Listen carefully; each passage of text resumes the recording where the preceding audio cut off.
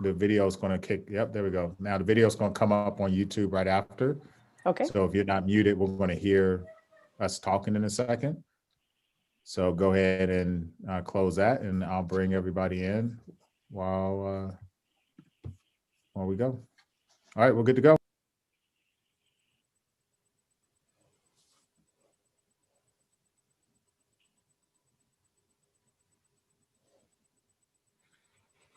All right, good evening, everyone. I hear the live stream is up and running. So at 6:08, we will call to order this meeting of the Mountain View Whiston School District Board of Trustees. We'll start off with the Pledge of Allegiance. I pledge allegiance to the flag of the United States of America, and to the republic for which it stands, one nation, under God, indivisible, with liberty and justice for all. All right, thank you, everyone. We'll move on now to the roll call. Ellen Wheeler. Jose Gutierrez Jr. Laura Blakely. Devin Conley. And Tamara Wilson. Let the record reflect that all 5 trustees are present. And we'll move on now to the approval of the agenda. Do I have a motion? Make a motion to approve the agenda as presented. Second. All those in favor? Aye. Aye. Aye. Any opposed? Okay, and a motion moved by trustee Conley and seconded by trustee Wheeler. The approval of the agenda passes unanimously.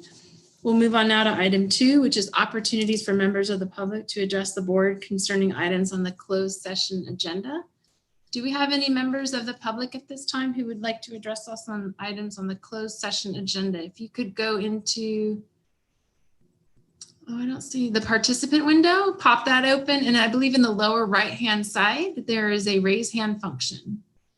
So we'll wait a second here.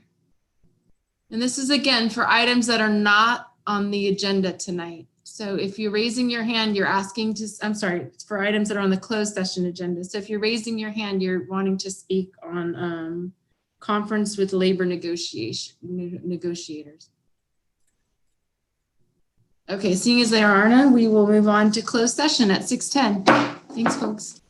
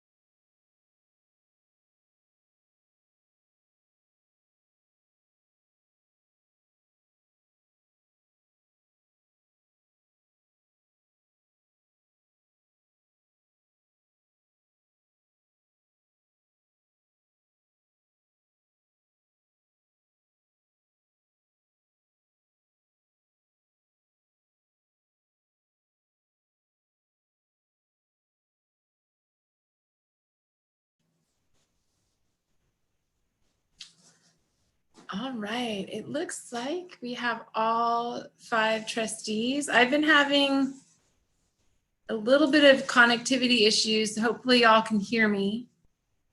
Seeing some head nods, okay. All right, great. So I will at 7:26, we will reconvene this meeting of the Mountain View Westman School District Board of Trustees. And I'd like to report that no action was taken during closed session. So we're good. Madam President, I am so sorry to interrupt, but I believe, I'm not sure if we had the announcement of the interpretation being available at the beginning of the meeting. Oh, I don't think we handled that at the beginning. Thanks for the reminder, Trustee Gutierrez. I was actually about to say it right now. Just so everybody knows that this meeting is being interpreted also in Spanish. If you're on a Mac or a PC, there is a globe on the bottom right hand of Zoom. If you're on your iPhone or Android, it is in the menu options. So hay interpretación al español disponible para esta reunión. Si está usando una Mac o una PC, haga clic en el globo en la parte inferior de la planta de Zoom. Si está en iPhone o Android, está en el menú de opciones. Thank you, Dr. Rudolph. So I believe now we're ready to move on to the consent agenda. All items on consent, the consent agenda are considered to be routine and will be approved in one motion. If discussion is required, items may be removed for separate consideration. Do I have a motion? So moved. You have 2 public comments. Oh, okay. But before the vote, my apologies. I had a note here and I overlooked it. I think we'll take the 2 public comments now on the, I'm not sure which item. So Dr. Rudolph, are you reading those aloud or is the person online? I'll read them on loud. Okay. Sorry, not on loud. I'll read them out loud. Do you want me to let me get the timer going real quick? How much time do you want to allocate? Why don't we just do 2 minutes per? I don't know. I can't tell. Did they say which item it is under? Trustees are aware what we're talking about. It's on consent. So Okay. Okay. No so worries. that's it. Thank you. Give me 1 second. Standard 3 minutes. No, it said 2. I said 2. 2? We can do Sorry. standard 3. I'm sorry. You're right. We should do 3. Trustee Conley, 2 did you fine. have a question? Are there any other members of the public that wanted to comment on the consent agenda?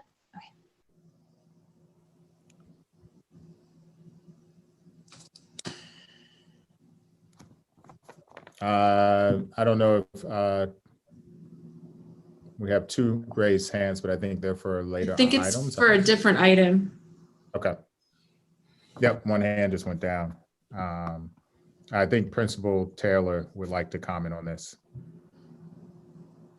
Also. Okay. So, nope, he just dropped his hand. Okay, so sorry. So I'll read these 2 comments and then let me get the timer going. So give me 1 second, sorry. Okay, make sure I don't hit that to shut down Zoom. Share my screen. Everybody see the timer? Yeah. Okay. 3. All right, here we go. First comment is from Chris Chang. Dear Board of Trustees, I encourage the board to pull the item of monument signs in order to discuss the questions of how much has been spent on digital monument signs for the district and whether digital signs create driving distractions. In Sweden, a study was conducted that digital signs where the text moves cause parents to be more distracted at pickup and drop off. Pulling a consent item still means you can approve it, but it gives you and the public a chance to discuss and hear this item. Non-electrical monument signs at a fraction of the price can often provide just as much information and allow students to play a powerful role in updating the signs manually. If going digital, signage technology is on the verge of moving to modern LCD that allow full resolution imagery. So 100,000 spent on each site now on technology may be soon replaced, maybe poor timing. Major T stated to the voter in the first sentence of the ballot statement to provide safe, modern classrooms, art, science labs at neighborhood schools for quality instruction. What if each campus got 100,000 in art science lab upgrades? Having spending correspondence with the text as presented to the voters. Money has already been lost putting up monument signs too quickly. A public discussion on the procedures in place to prevent this going forward instills confidence, especially given the past change orders have happened at more than one school site. So it's not just Vargas Elementary.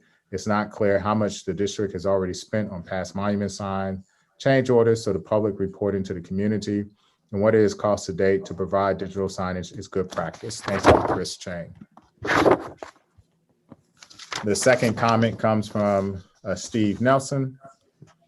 Dear trustees and staff, this is to again urge you to set the standards high for external air filters on all new equipment. Climate change is real, and we have been seeing more smoke from wildfires that will have impacts over the next decades to close down classroom instructions. If high efficiency HEPA grade HVAC filters and fan capacity is not included on new HVAC systems. This was not a problem before, but a few years ago, 11 days of vital classroom instructions was lost to smoke. Climate science tells us that millions of acres of California forests will continue to burn for decades. Combined with the need for virus circulation filtering, which has about the same size particles, the high efficiency commercial filtering capacity will allow safe in-person learning to continue with the least interruption. I sent a much longer and more technical email on smoke filters issues yesterday. I hope you can make this specific technical ask clear to the HVAC contractor. HVAC is a multi-decade community investment. Best, Steve Nelson. Dr. Rudolph, I have a quick question. Madam President, if you don't mind, may I ask a question? Sure. Dr. Rudolph? Please. Hey, Dr. Rudolph, with the signage question that private citizen Chris Chang brought up, wasn't that more money that came from Measure G? And didn't we talk about that like 2 or 3 years ago beforehand? Yeah, so the signs originally came out of Measure G. And while, I just want to be clear about this, LCD technology only works up to a certain amount. I think right now, the furthest that they can go is about 100 inches, which is about as big as you can go. Outside of that, you have to use a different set of technology, which is why no one uses them unless you are in Jerry World and you're willing to pay a couple $1 million to get a sign that can meet those needs. And even then, those signs aren't outside, they're inside. But this sign, this replacement sign, is a result of the light that we put in after. So just to go back, so everybody's aware, we had an electrical issue. We had an electrical issue that required us to reroute all of the power at one point at Vargas in order to go. Vargas ran with a generator at the start of the year using Measure G funds because we had to resolve the easement issue that took place. As a result of all of the rewiring that took place, the city then had to move the stoplight. The stoplight was moved right in front of the sign. The sign was then essentially made, while it operates, it is basically made inoperable because it is now behind the sign and there's no way that people who are driving down the street can see it. So this is now being moved to an alternative spot where people who are driving from either side will be able to use it. And the side that's actually obstructed is actually where most people are driving from. It's the side where you're coming from Middlefield down, where most of the residents are coming from, as opposed to, and I forget the name of the street right now. I'm sure Tamara can tell it to me or Vern. But it's Wisman. It's on the north side of Wisman. So people who, right. The only way to enter that school is right by this sign, either from Pacific. I don't believe there's I can't remember if they put a turn direction on Wisman, but it's right in the front of the roundabout. The light's smack dab in front of our sign. Right. Okay, thank you, Dr. Rudolph. I just bring that up because the simple issue is just transparency, and I just want the community to know, and if they don't know, that this was a transparent process when we did discuss the signage and the allocations of that for Measure G, and then the implementation of it since then, and then this current issue that we face now. So hopefully Right. that And secures the we do response. use those signs also to post when board and school meetings are taking place. And that has allowed us to reach more parents so that they know when site council is coming. And we actually had a request from Crittenden to place another sign because we put one at the, Crittenden had a sign donated to them that is mounted on the wall, but it's on Rock Street where hardly anyone enters, where most people are driving and get their information is actually on Middlefield. And so the second sign that's going to be placed is at Middlefield.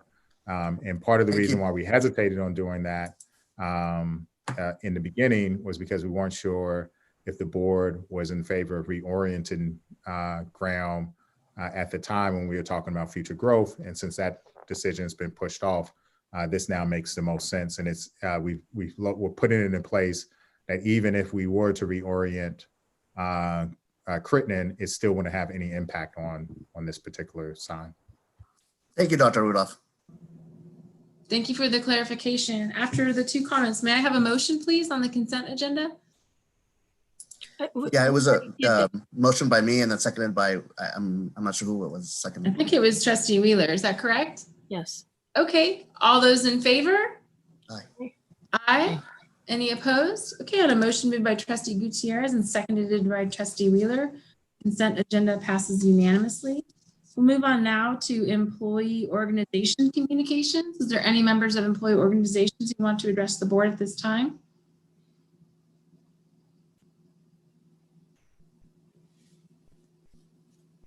I don't see any hands up, and I'm getting head shakes from the screen. So we'll move on now to district committees. Are there any representatives from our district committees who would like to speak to the board?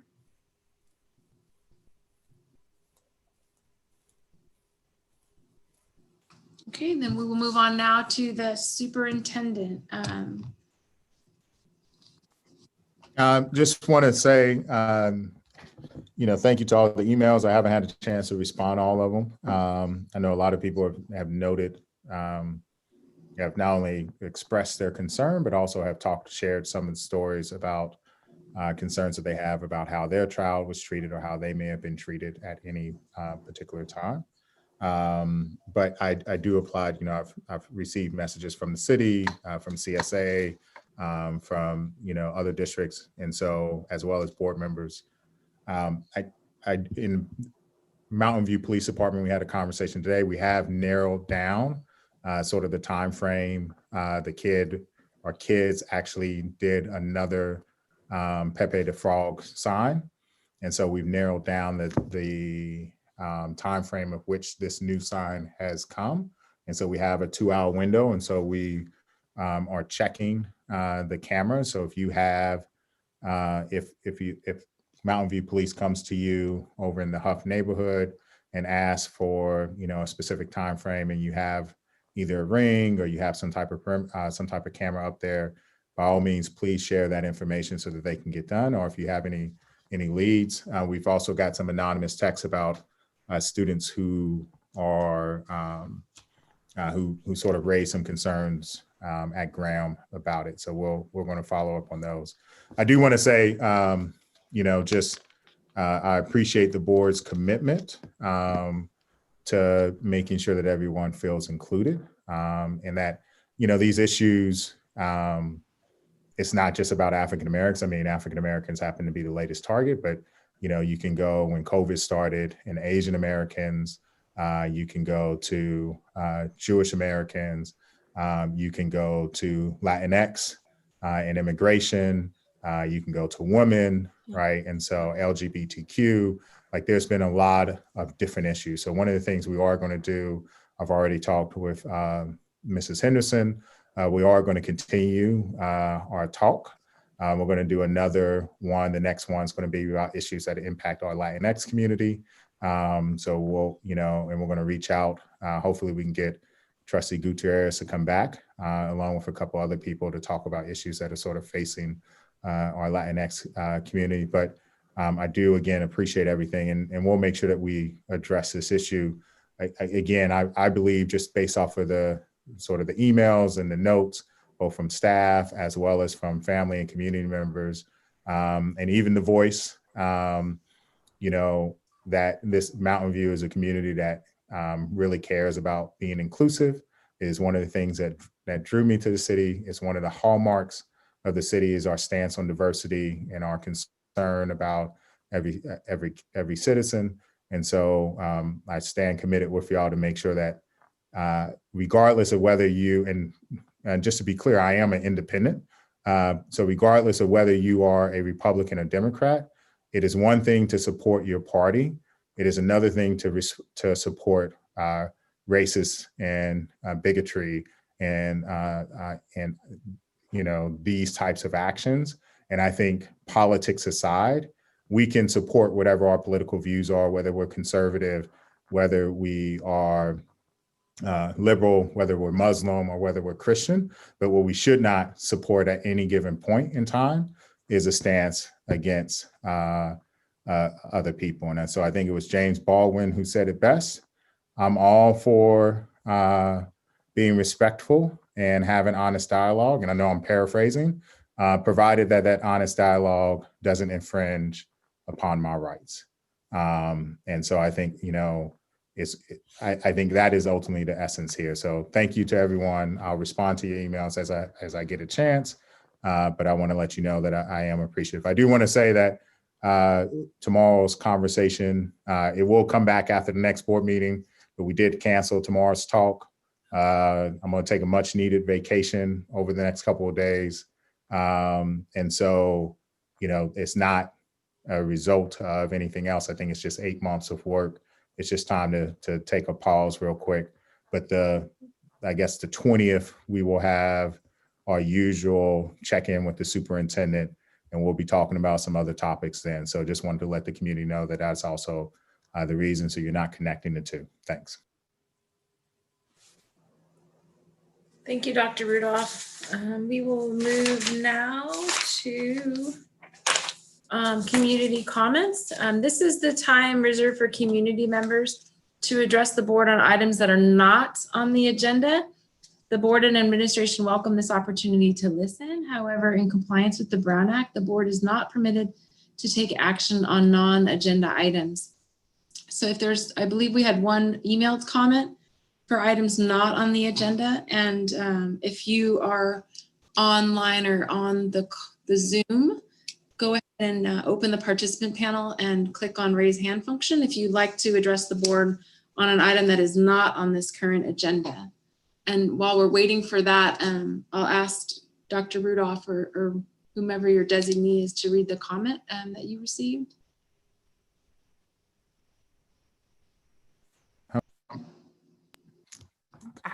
Sorry. There you go. I'm muting myself. So I'm getting good at that. How much time do you want to allot? We can do 2 like you did in the previous.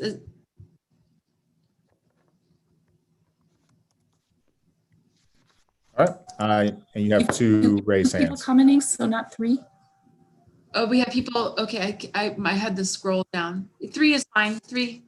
We should have done that initially. I think I said it and you didn't hear me. My internet's really cutting in and out, so my apologies. You want to do the 2 who have their hands raised, and then I'll read afterwards. Let's do that, and we'll do a 3-minute timer, please. Thank you. So we'll start off. The first person I see with the hand is Sandy Pewitt. Sandy, could you please unmute yourself? Thank Can you hear me? I can hear you. Great. Okay. Hello, I'm Sandy Pewitt. I'm the PTA president at Gabriela Mistral Elementary. Families across Mountain View Wisman School District received a message from Superintendent Rudolph on Tuesday, November 3rd, describing acts of racialized violence like graffiti at our school sites. Just a minute, Margot. Give me a minute.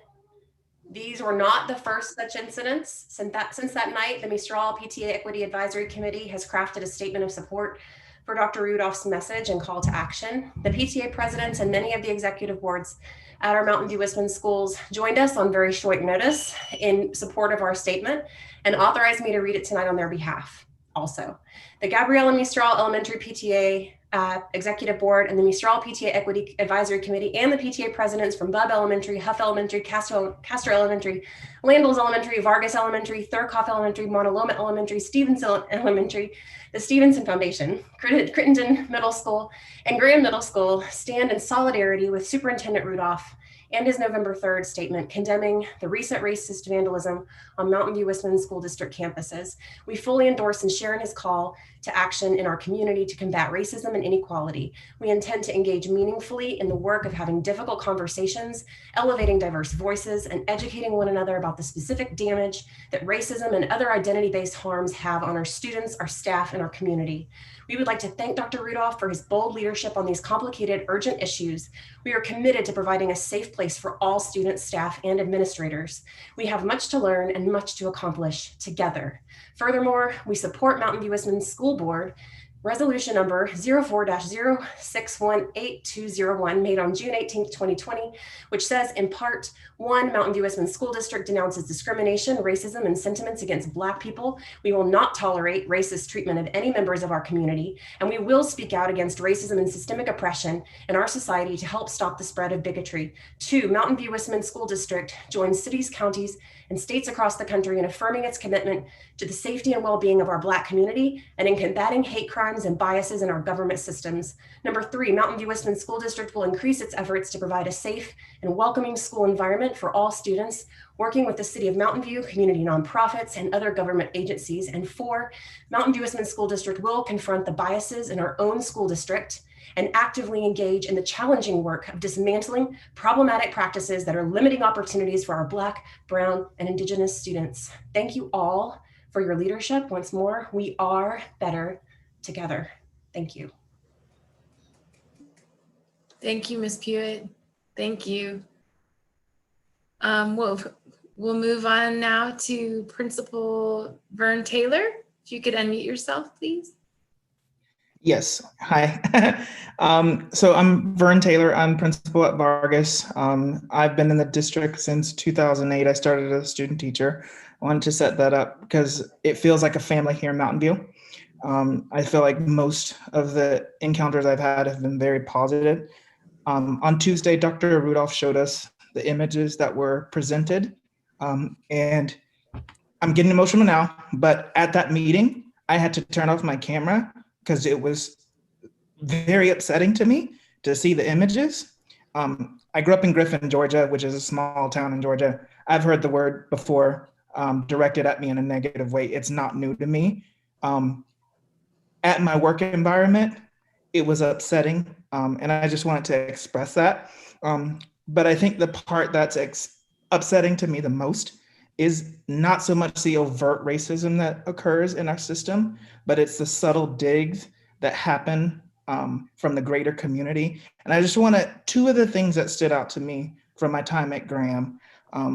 One of the parents at a meeting said to me, it's not about the advanced math track, but it's about the students who are in there. The students who aren't in the advanced math track don't misbehave. They have parents who care about their students. Right. And in that meeting, I didn't have the courage to really take that on. All right. And then there was another incident where a parent emailed asking what electives do the good kids take. Right. And all of that is veiled, coded language that we accept. None of us are going to accept the N-word being used, but the other types of practices, the other instances of racism that happen in our community, we tend to gloss over. And I just want us to, as we consider what we're doing to address those needs, really think about, for our people of color, our employees of color, our students of color, how are we going to make them feel safe and protected against that? So that's it. Thanks. Thank you, Principal Taylor, for your comments. Do we have other folks with their hands up? I don't see.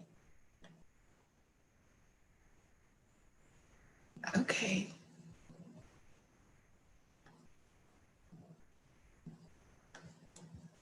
I just have one. Yeah. You want to you want to stay on this, and then the other comments is unrelated to this. So if you wanted to say something, that's fine, and I'll come back to this in a second.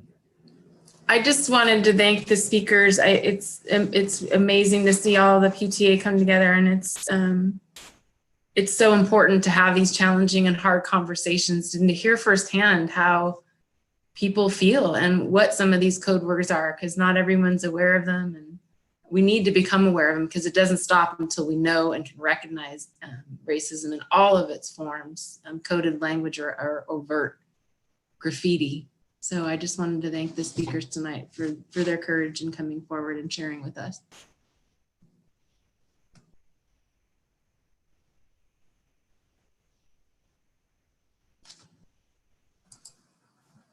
All right, I'll just read the last one. Comes from Timothy. Can I Land. also thank Dr. Rudolph for his letter? I think that was very meaningful, and I'm sure it was hard to write, but I'm glad that you did it, and I think it's made a lot of people aware.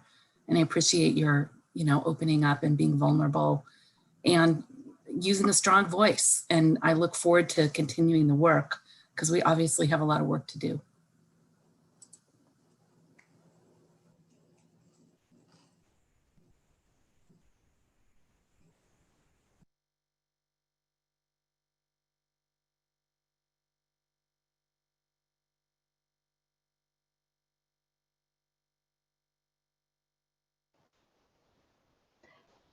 I know Dr. Rudolph's going to read the next comments. I encourage people who are interested in this conversation to stick around for a final agenda item tonight about the possibility of a diversity, equity, inclusion, and belonging committee as well.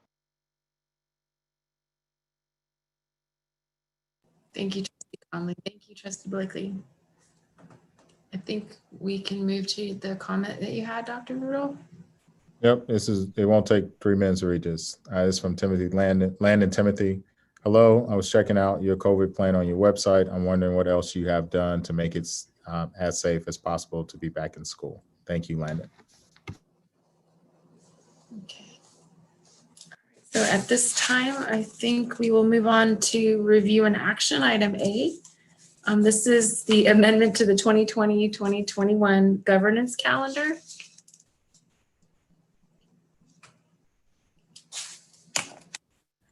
Yep. So we state law. So it's been a while since we've done an election. And so in 2019, state law changed the date by which you could swear in a trustee or any government official. Our board meeting actually occurs the day before we are legally allowed to swear someone in. So the board is faced with a choice. The current board, and by the way, we have first interim, which I found out after we published the agenda, needs to be approved by the 15th, which means that you have a couple options that you can explore in order to approve first interim. Option one is that the current board can amend its governance calendar and approve first interim's budget at the December 10th meeting.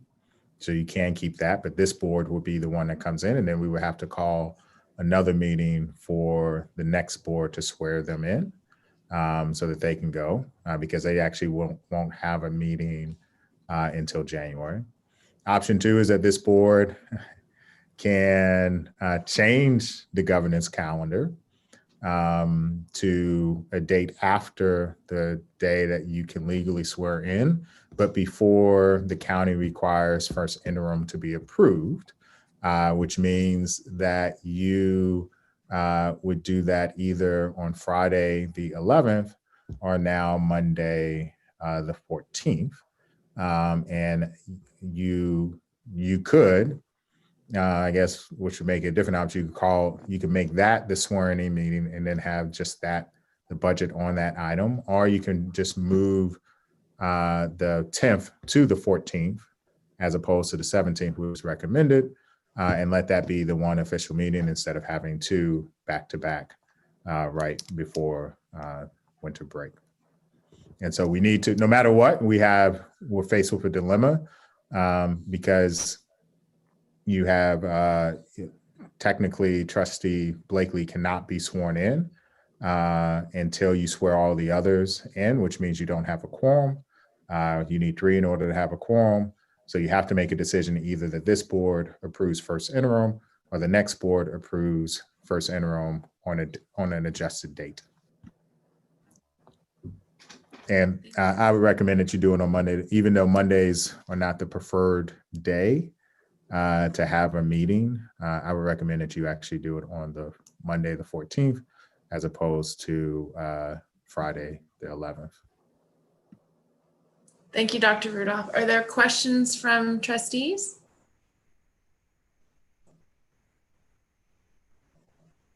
Are there members of the public who would like to? I think I see a hand from Trustee Wheeler who's muted.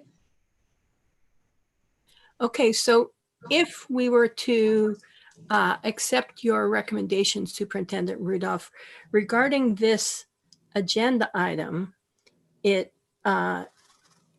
recommends that we approve that the December 10th meeting get moved to the 17th. So are you recommending that we change the language of this action item to say, instead of December 17th, we would say December 14th? Correct. So the recommendation is actually the 17th. So following Robert's Rules of Order, essentially, because it's not technically a counter motion. It's whoever makes a motion will just amend the actual motion to the date that they feel. And you obviously can choose the 11th or the 14th, but you just have to amend it to one of those 2 days so that we can approve first interim. Okay, thank you. Other questions from trustees? Are there members of the public who wish to address the board on this item? If you could raise your hand using the raise hand function in the participant window. Okay, I don't see any. How about comments from trustees? Comment from Trustee Wheeler? Yeah, so everything that you say makes sense, Superintendent Rudolph, and we're having to be flexible on the fly. But I would approve changing this item and changing the board meeting date and have our single board meeting in December beyond December 14th. Is that a motion? It's not a motion because this is just discussion.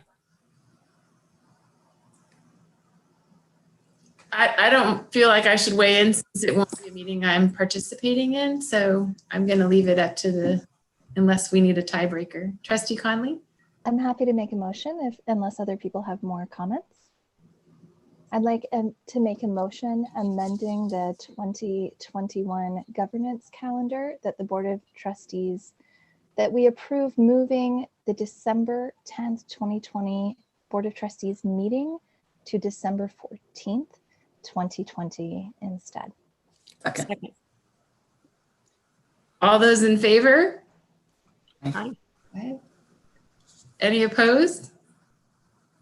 Abstain. Abstain? Okay.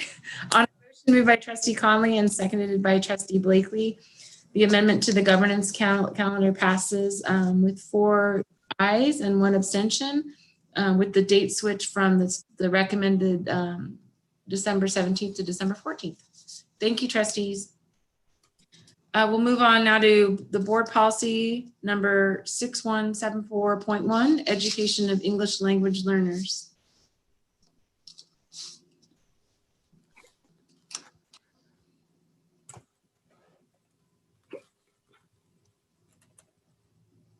Hi, trustees. I think this is my item. So the old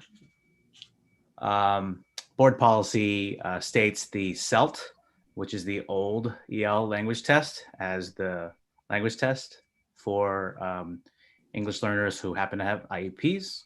It just needs to be changed to the state English learner assessment. rather than using the old term. That is it. Thank you, Mr. Chang. Are there any questions from trustees on this item? Okay, members of the public wish to address the board on this? If you could use the raise hand function in the participant window. Okay, how about trustee comments? So I believe this is a typical update given to policies that occur when language has to change or testing has to change. So this is a very standard procedure just for the folks that are with us, joining us today, and so they know what's happening here. So may I have a motion, please? Move that the Board of Trustees approve Board Policy 6174.1, Education of English Learners, Special Education, at first reading as presented. Second. All those in favor? Aye. Aye. Any opposed? Okay, and a motion moved by trustee Blakely and seconded by trustee Wheeler. The board policy number 6174.1 passes unanimously. We'll move on now to resolution number 01-110520, the local assignment option.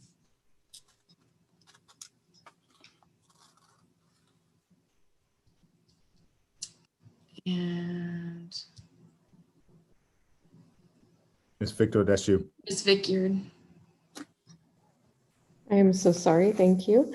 And so the local assignment option, I think, is really important for us as we are embarking on this new authorization from the state, looking at credentials and licenses, making sure that all of our students are served by qualified members. We just need to request your authorization for our licensed therapists, verifying that they do have the adequate licensure to serve our speech and language students. Thank you, Ms. Vicyard. Are there any questions from trustees on this item? Seeing head nods. Are there members of the public who wish to address the board on this? And additional comments from trustees? Okay, may I have a motion, please? Sure, I'd like to move that the Board of Trustees adopt resolution number 01-110520 as presented. Second. All those in favor? Aye. Aye. Any opposed? Okay, on a motion moved by trustee Gutierrez and seconded by trustee Wheeler, the resolution passes unanimously. We'll move on now to item 9A, the perimeter control update. Oh, got it. Evening. Let me. Dr. Westover. Yes, can you hear me? Yes, thank you. Okay.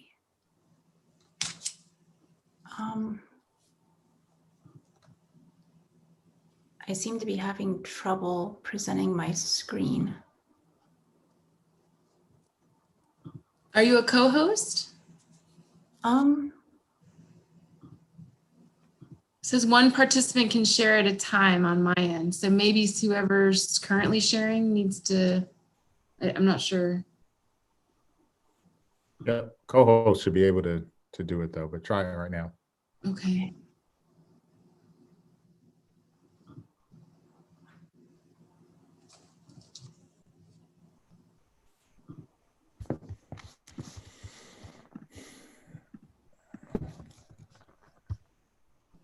Give me a second, I'll pull it up and.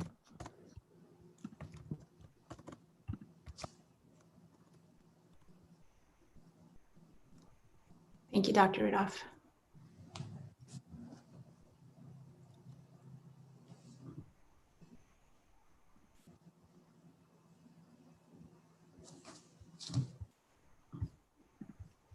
Oh, I can now. Can you see my screen? Yes. Oh, perfect. All right. When I went to go share my screen, exclamation signs were showing up, so I'm glad it resolved itself. All right, this evening I will be giving an update on our perimeter controls project. So I wanted to start by talking about our guiding principles. So the safety of our students and staff is paramount. We received feedback during our master facility planning as well as our safety town hall in 2018. We also greatly value sharing the district fields and playgrounds with the community through a partnership with the city. Our partnership with the city is an arrangement where the city maintains the grass fields, and in return during non-school hours, the community uses the fields for recreation leagues. The city rents the fields to school community groups, and then also uses the fields as parks during after-school hours. Connecting it to our strategic plan of resource stewardship, we want to make sure that students, staff, and community members have access to various different resources to fulfill the mission of the district. So what is the need? We're responsible for 5,200 students and more than 600 staff members every day. While many of us enjoy the open feel of the campus, the reality is our staff members regularly have to approach people on campus who are not authorized to be there. We've had dog bites when kids are bit by dogs that come onto campus. We've also had multiple bike thefts and have had to install bike cages at our middle schools to prevent the bike thefts. Parents and staff members have shared the concern about potential violent events as well. Securing our campuses to deter violence and protect students and staff became a priority during the Safety Town Hall of 2018. Fences as well as cameras were listed in the Master Facility Plan as a priority 1 item that needed to be accomplished. The Master Facility Plan was approved on December 12, 2019. And while fences and security cameras won't stop someone who's determined to hurt children, they are deterrents. It also stops individuals from walking onto campus while kids are present. Signs are posted, but not always followed. Student voices during our thought exchange, the students voiced that they wanted the front office to know who was on campus so that no intruders could get into the school.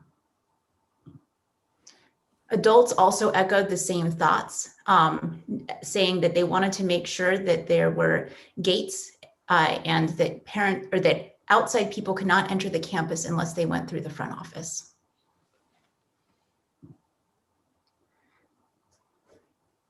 For the Master Facility Plan, the need for secure perimeters at all campuses, especially where schools share public park facilities, trail access, and multiple frontage roads, became clear. There's also a need for real-time situational awareness by school administrators for all access points to the campus during school hours. Administrative and community-oriented facilities are not always situated in the best position to give the front office visibility to access points of the campus. Additionally, we're currently exploring potential outdoor learning spaces. And if the kids are learning outside, and if we return to campus during COVID, we would need to secure the area. These are snippets from our master facility plan and the principal interviews. So at BUB, Cindy stated that she wants to be able to know who's on campus and to be able to close off the entrances. At Montaloma, the principal stated that the school needs to have the ability to close off during school hours. And how did COVID-19 impact our process? So for COVID safety, we're required to limit contact between the public and students during school hours. Staff members have reported that they do not feel safe at work because of members of the public walking onto campus without being screened or wearing masks. Staff has also cited non-controlled campuses as a reason that it is not safe to return. So our initial proposal, timeline, and process. In an effort to respond to the legitimate safety concerns from staff and parents and meet the master facility planning goal, the district planned for perimeter fencing at all campuses. At 5 of our sites, there's very minimal amount of new fencing. We are typically adding gates and connecting existing fencing. By connecting the existing fences and adding a few gates that will automatically unlock in the evenings and weekends, we can eliminate some of the safety concerns while still giving community members access. Landals and Montaloma have more new fencing planned, but again, it connects the fencing that has already been present at the perimeter. Laws regarding public works and approval needed for the Division of State Architect impacted the process the district would have gone through given the time sensitivity of the project. Over the summer, we held multiple COVID safety focus group meetings with parents and staff, task force meetings, and conducted a thought exchange to get feedback from every parent and staff member in the district. And these meetings informed us with the speed at which we needed to move with perimeter controls due to COVID. We also involved the city. On May 12th, when we knew that perimeter controls were a potential, we reached out to the city to let them know. Then on the 31st, we sent over conceptual drawings for feedback. We received the feedback on June 1st and made adjustments. And then on the 3rd, we met with them to discuss the plans again. And since September, we've been in contact with the Community Services Department on a regular basis through email and phone calls. Community input is important to the district, and this slide shows you some of the events held. To orient you a little bit, the red items are times when non-school community was invited to participate. Green indicates public meetings, and blue indicates when the school community was involved.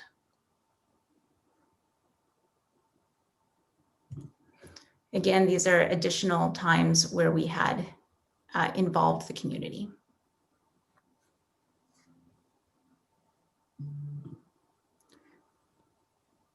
I want to jump over to talk about some of the designs. As I said earlier, involvement of the community is important to us. So we've been able to make some changes and adjustments based on the community input that we've received. So this is a look at Huff's current design. Anything that you see in as a gray line is current fencing. The blue lines are chain link fencing that we'll add, and green lines are ornamental fencing. Looking at Stevenson Therkoff, again, for the most part, connecting existing fencing.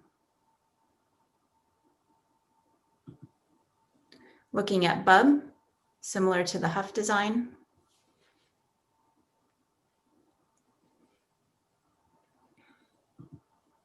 Looking at the Castro Mistral and Latham Preschool.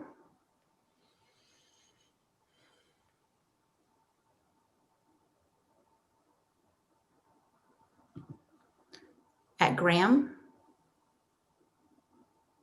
either connecting fences that already exist or increasing the height of some of the fences. Crittenden.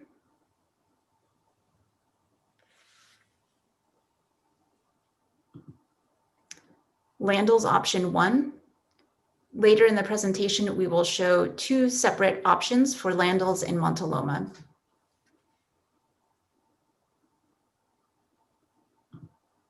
Montaloma option 1.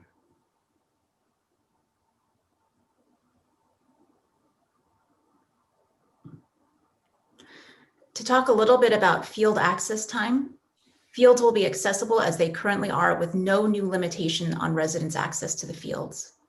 To ensure that our campuses are secure and that students are safe during the start of the school day and during release, the fields will be accessible for pickup and drop off.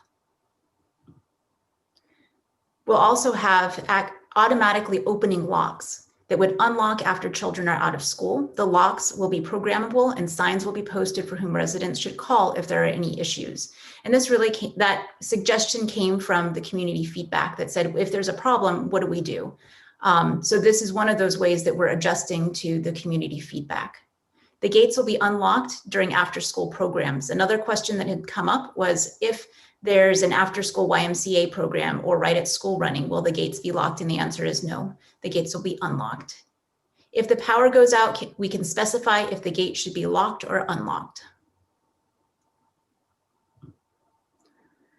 So some of the initial feedback, we held 6 community meetings with every school's neighborhood on September 29th, October 5th, 6th, 7th, 8th, and 13th.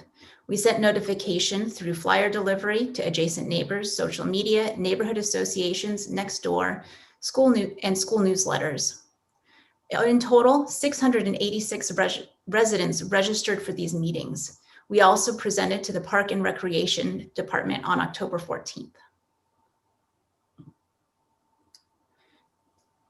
We received feedback from Bub, Huff, Stevenson, Therakoff, Castro, Mistral, Vargas. There's no change in their campus, so there was no community meeting for Vargas. Graham and Crittenden requested minor changes such as adding gates, and the feedback resulted in the design changes that you saw previously. The majority of concerns were from Montaloma and Landell's residents who expressed that they don't want the fences. At Montaloma, residents felt that it's the only access to green space and that the fence would make it feel closed off. Some stated that they would only use the field when children are not on it and or leave if they were asked. At Landell's, people that have property that run along the side of the field don't want the gates blocked to the field. They also would like to have easy access to the field. And both communities were concerned about the times that they would be allowed to use the field space. Some of the adjustments we've made, making sure staff can easily come and go during the school day, which you can't see on the diagrams, having automatic locks at all new gates that can be remotely opened, changing the color of fencing at some locations, repositioning the fencing at some locations, adding additional gates at some locations, and consider adding landscaping, which is not shown, and adding more signage that clearly indicates hours of use and whom to call if there is an issue. This is a second possibility for Montaloma based on the feedback we received. This is more in alignment with what we've done at other school sites where we're simply connecting existing fencing. So instead of having the fence line following the pathway, it would come across the front. We would also add a park-like entrance. This is very similar to what we have at Eagle Park in Mountain View with the archways. Also, the gate opening in the center of the field would be a rolling gate, so it would provide more of an open space feel. This is a second option for what the entrance could look like, basing it off of what the archway looks like to the front office. So mirroring that design. Again, also adding the rolling gate. This is an option, potential option 2 for Landell's. Looking at the changes that were made. So this back fence is an existing fence, a good neighbor fence. And instead of putting a fence line up against it, we would leave that current fence line as it is. Additionally, you'll also notice for Landell's, this was also part of option 1, that we added additional gates. Where do we go from here? I think we have some lessons learned. We treated this as a construction project rather than a community engagement opportunity. The engagement we did was not enough and not the right type. Residents were not aware of the issues that we were having with safety, dogs, and strangers on campus. Especially during COVID, residents rely on school-owned green space. And the green space the schools provide is actually 44% of Mountain View's parkland when you take out shoreline. And the community can also be a source for solutions. But we need to work together to find a solution. Staff, parents, and students have reported that they feel unsafe due to open campuses, and we have a responsibility to address the concerns and take preventative measures. Not doing anything is not an option for us. The answer doesn't have to be a fence, but we need to address the concerns. So a proposal for our engagement process for Montaloma and Landell's is to gather interested individuals from the community, school site staff, parents, park and recreation to be part of a work group, and then to hold meetings to develop solutions within our limitations of what we can do, and then report back to the board in January. And we'll take as much time as needed for this process, but we need to address the issues that face both schools. The process for other school sites, a letter will be sent out to the community with the changes made based on their feedback. And then I'll offer to meet with residents who would like to provide more input on their school site. Fencing at Castro, Mistral, Therakoff, Stevenson, Graham, Crittenden, Huff, and Bub will move forward as planned, and construction could possibly begin in late November. So our next steps would be to engage the community, I would then make a recommendation to the superintendent based on all feedback and ideas received from Mauna Loma and Landals. Then the superintendent would make a recommendation to the board before construction at Mauna Loma and Landals starts. And before we jump into questions and discussion, I know that this has been a very difficult topic for the community as well as the school district. And I think we all want to get to the same place. We all want to make sure that people feel safe and comfortable at work, that kids feel safe when they come to school. And that's really our goal of trying to make that possible.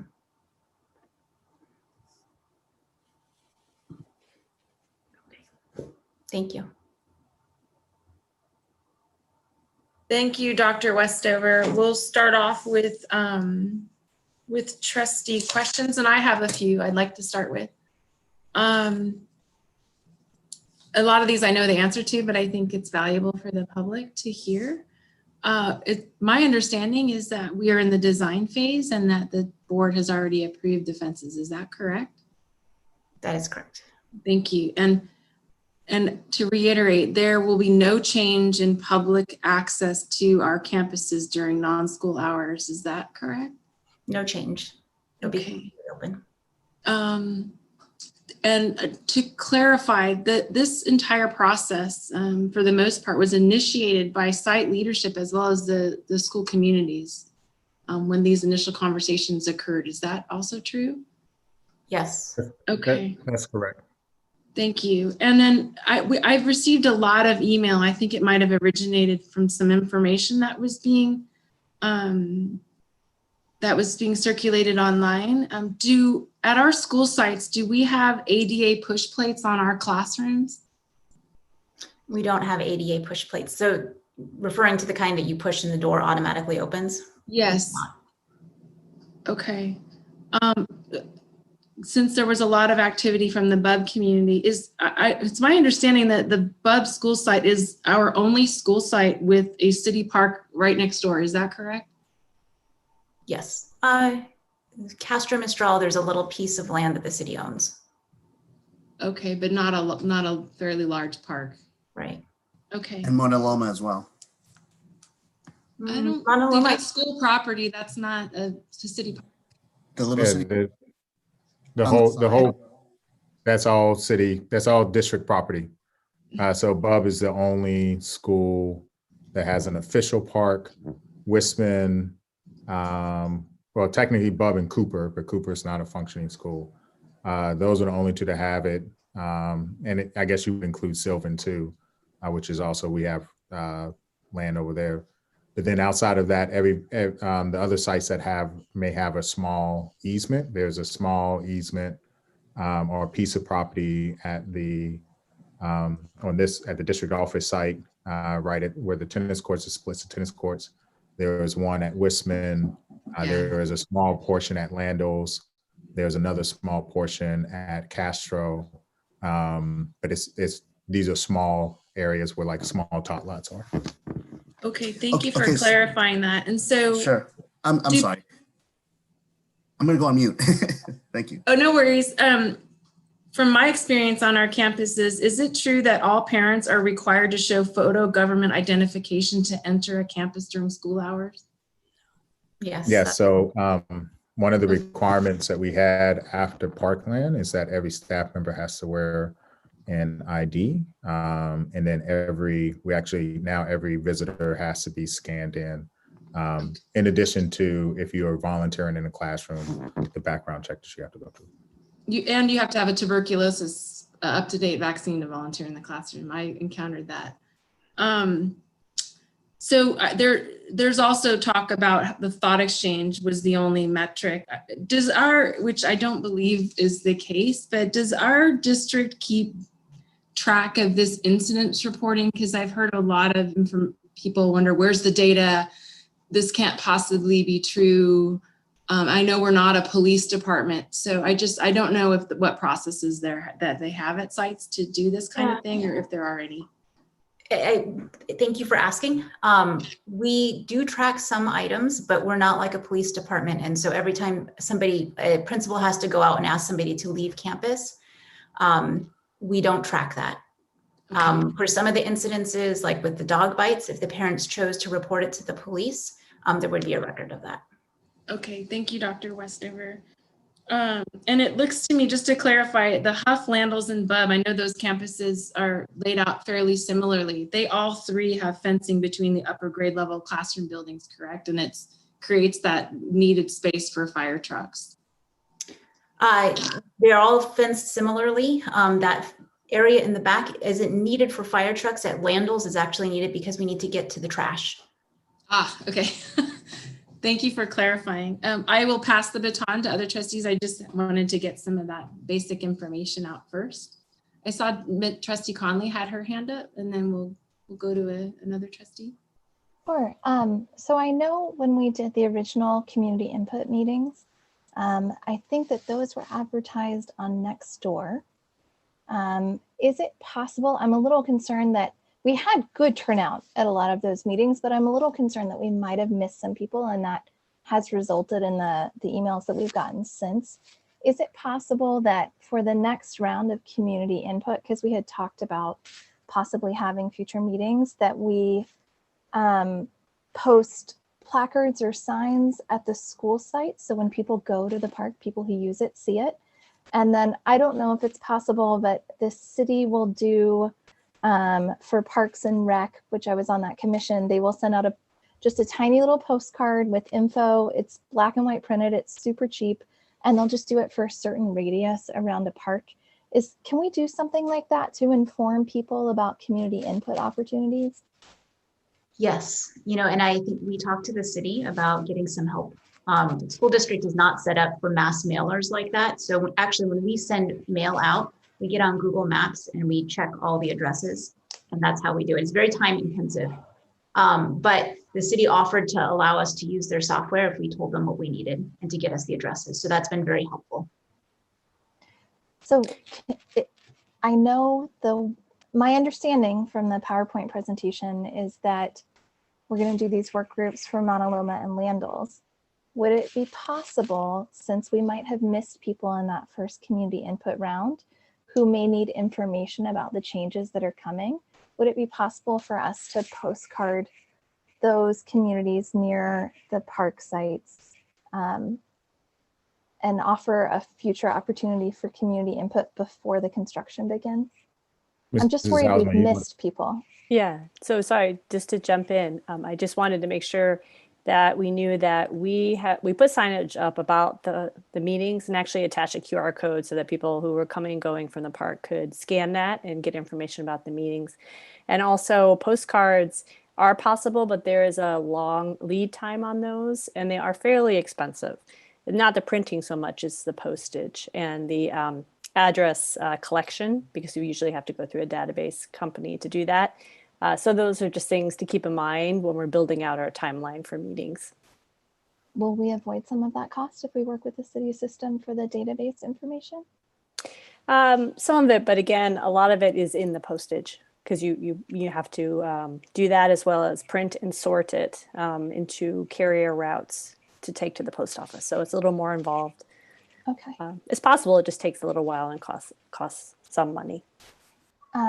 So at the minimum, is it possible to at least put up signage for another round of community? Well, I'll let other trustees discuss it. I'm sure other people want to weigh in. Thank you, Ms. Hausman. I appreciate it.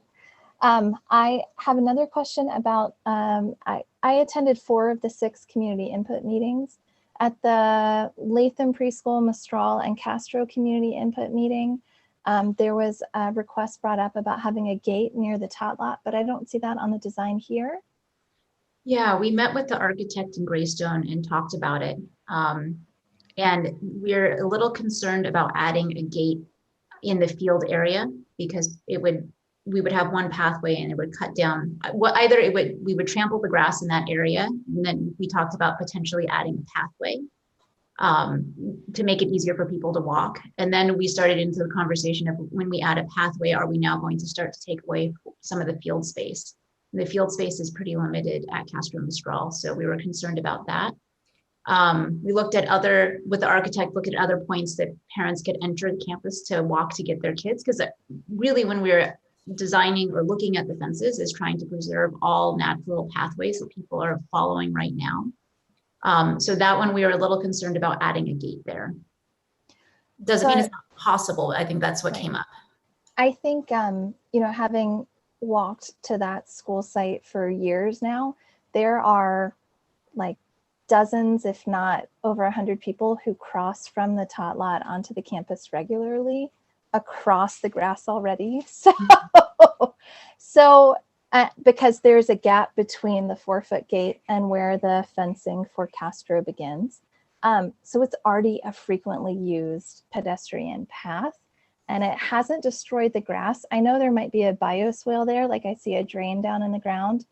So I don't know if we can put in an actual path, but I think that given the fact that it has been used by the community for years as an entry point, and it hasn't destroyed the grass over there, I don't think that a gate would actually be detrimental.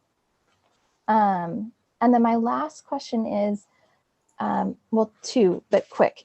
For these working groups that we have set up for Landals, or that we're going to set up for Landals and Montaloma, would it be possible to do one for other park areas, other school sites that have expressed a large interest in design, like Bob? And then can we also include community organizations? I have heard that Canopy might be interested in participating in the working groups and perhaps helping with planting landscape or trees around the fencing that gets put in. If that's what the board is requesting that we do, then yeah, we can. You know, I would say in those committee meetings, we actually didn't get much feedback from people until just recently, which started with the push gates, which is why they weren't included. Obviously, the more meetings that we add to the plate, the more considerations we'll have to do in terms of taking something off the table of staff. Because part of the challenge is also that this was a part of our reopening strategy to make sure that we limited the number. And so we just need to be mindful that we're pulling Dr. Westover away from other functions to do these meetings and to run the work groups. But, you know, if the board is saying that there's a school site that now all of a sudden warrants more consideration, then so be it. I also want to point out just real quick that while, you know, I do appreciate all the emails that have come in, I don't necessarily know if that is reflective of the full community. And I want to be clear, because Dr. Westover didn't put the numbers. These meetings, these work groups are not for every single public member who has emailed. This will be similar to any other work group. This is just a couple of representatives from each stakeholder group that will represent that stakeholder. And so it is not a 20 public members versus 10 teachers versus one principal. It will be reflective of staff, one Parks and Recs person, the principal. So we're looking for probably no more than 2 community members to represent that area. It's just too hard to navigate to have, you know, 100 people who do not have kids in the school communicating with people who do have kids in the school and talking about the difference between what transpired 20 years ago or 30 years ago versus what is transpiring now. And so we want to be mindful, we're balancing the needs of every single group, but we also want to make sure that every single group has an equal voice in the conversation, which I don't know if that's apparent right now just because of the way that the emails are going. Does that mean that there will be, similar to when we've done other committees in the district, that there will be a questionnaire that people can answer and send to you, Dr. Westover, for like to apply to be on it? What is the process for forming the work group if people are interested? Yeah, so our thought right now is to kind of work through the neighborhood associations and ask the neighborhood associations to nominate who they would like to be their spokesperson.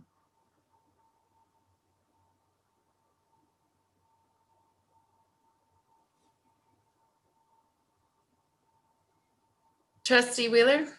Yeah, so I'm glad to hear Trustee Conley working through some thought processes that are similar to mine. I'll point to, just like Board President Wilson was saying, you know, she's going to ask questions that she knows the answer to. I think the community knows by now that a norm for the school board members is to submit questions ahead of time before a meeting regarding agenda items. So, and then we even have a section on the website where community members can read what the questions were that people submitted. So I submitted questions that were very similar to what Trustee Conley just said, and I will read what I submitted, and it was answered, but now I'm hearing some more flexibility. So I said, why are you only proposing an additional feedback process with work groups created for the Landals and Montaloma communities? The trustees are also hearing from lots of members from the BUB community and also Huff.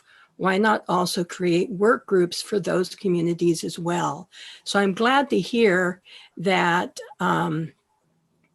you're opening up your ideas about how many work groups, you know, school work groups you can have, because I definitely am a proponent for a BUB community work group. And I think the process that you were describing sounds very reasonable. And I'll also say, you know, connected to what I said at our last school board meeting. So I'm a retired attorney and a mediator. And I believe very strongly in the mediation process. And if any of you have ever gone through a divorce, you know the difference between a hardcore divorce and a mediated divorce. It can take longer doing a mediated process, but in the end, the people who were involved feel better and more connected to the process and to the solution. And I think that's what we would get from these work groups. It will take a little more time, and but I think the goodwill and respect that we would show our community members by forming these work groups would pay off in the long run. So I just want to be clear, I'm not proposing that we do additional work groups. I'm saying if we do them, We could the board needs to be mindful that something has to come off the table. And that these groups, these schools, are schools that for the most part, Montaloma being the exception, they already have fences almost completely around the whole school. Whereas now we can understand the good neighbor fence. BUB, is almost completely enclosed and gets very minimal amounts. And so while I understand that people want to be able to walk through campus and stuff, like the reason why we propose the Landals and the reason why we propose Montaloma, because they were getting the most extensive amount of fencing. And that is where, and even in the community meetings, there was a lot of back and forth. Whereas Huff, BUB, and the other sites, because of the amount of fencing that they have and how minimal it is, there wasn't as much feedback in terms outside of gates. And so it was staff's determination at that point that the only two sites that really needed to have it were the two sites that were the most concerned. And especially with BUB, BUB does have a park that is right next to it. Whereas, you know, unlike Montaloma does not have a park. And so I think that's a different conversation altogether. But, you know, so yes, we're amenable to adding more work groups if that's the board's direction. As I said, something else is going to have to come off the table. But the reason why we didn't propose that is because of the feedback that we collected from those groups. So let me, speaking with the mediator hat on, to say this is something we don't have to do, that's not the kind of thing that helps people move forward and feel good about the end solutions. It's true. We could just, you know, we don't need any feedback. We could just, you know, vote on this and go forward. our community members would feel disenfranchised and angry. It may have impacted, the latest election, who knows? But I feel very strongly that, particularly since we have heard, we've gotten dozens of emails from BUB community members and parents, and some from Huff, that if we involved them in a work group and spent a little more time on this, we could come up with a solution that the community would feel better about in the long run. And no, we don't have to do it, but I would recommend that we do.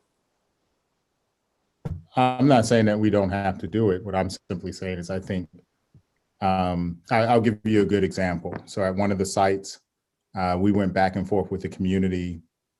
We took their suggestion of just putting a fence, it's actually Montaloma, just putting a fence at the top.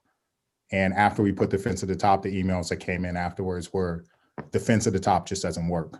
And the real request is that they just don't want the fence. And so I'm perfectly fine with addressing the needs. And I think this is ultimately the larger concern.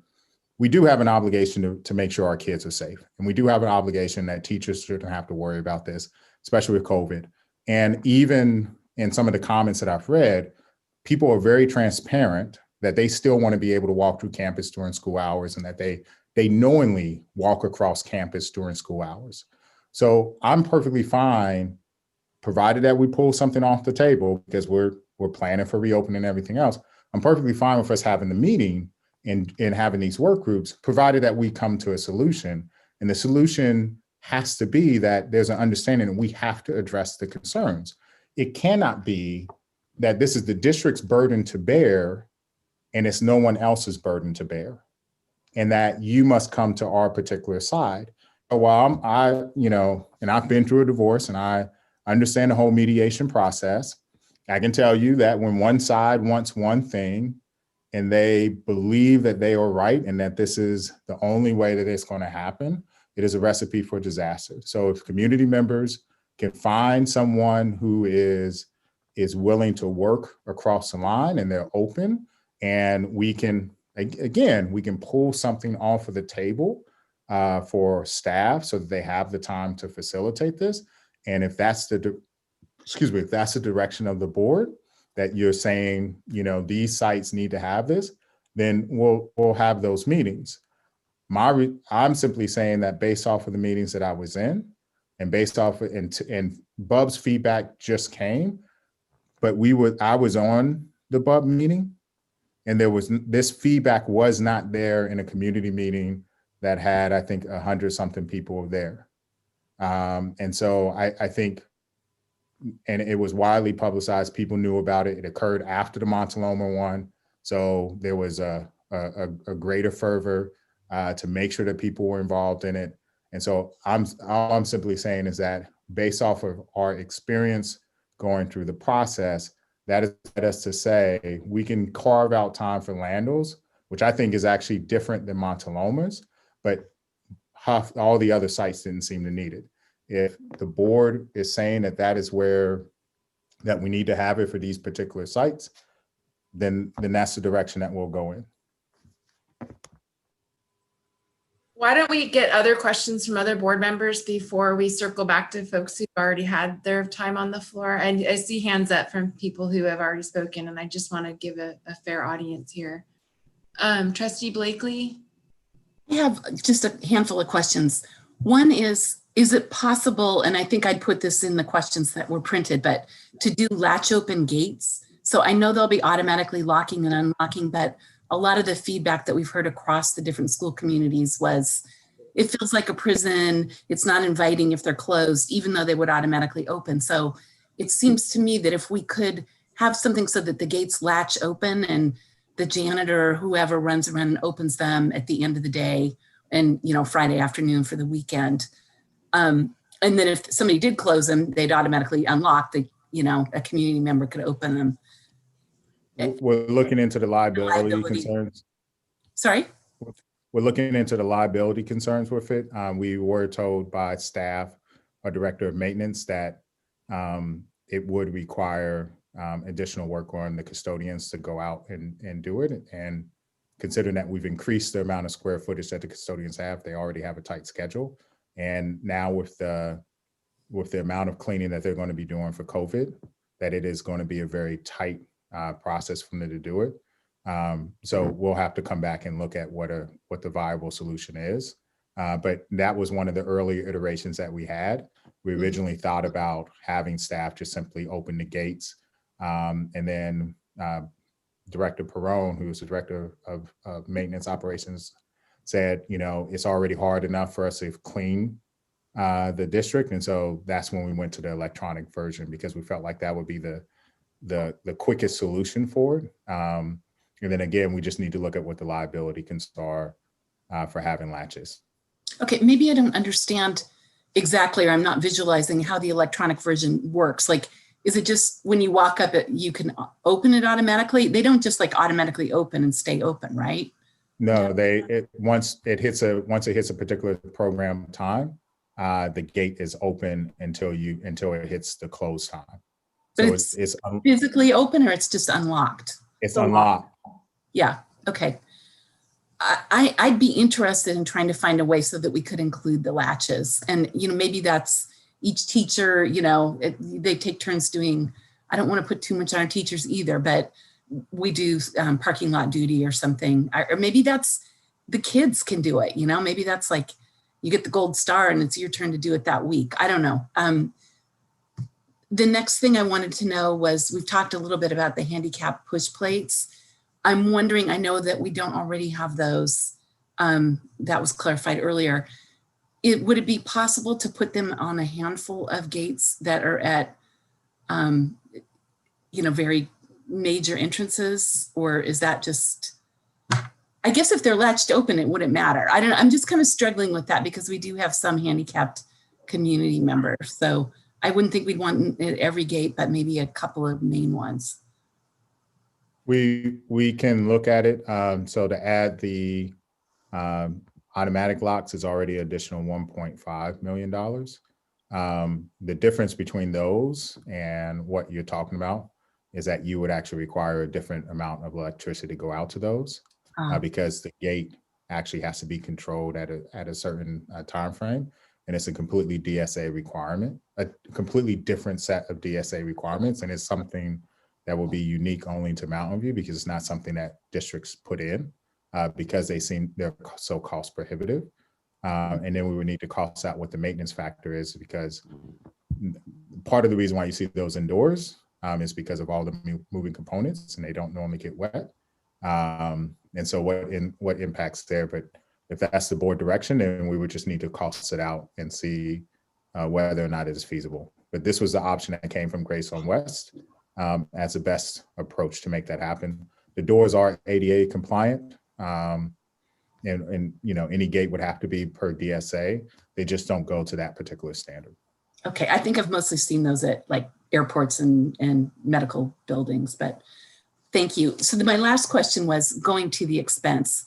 I think the way that Dr. Westover's presentation is laid out, we're looking, well, let me back up. We signed a contract to do all the fencing, but it wasn't, the designs hadn't happened yet. So now I think we're potentially talking about delaying Mauna Loma and possibly Landals based on the presentation.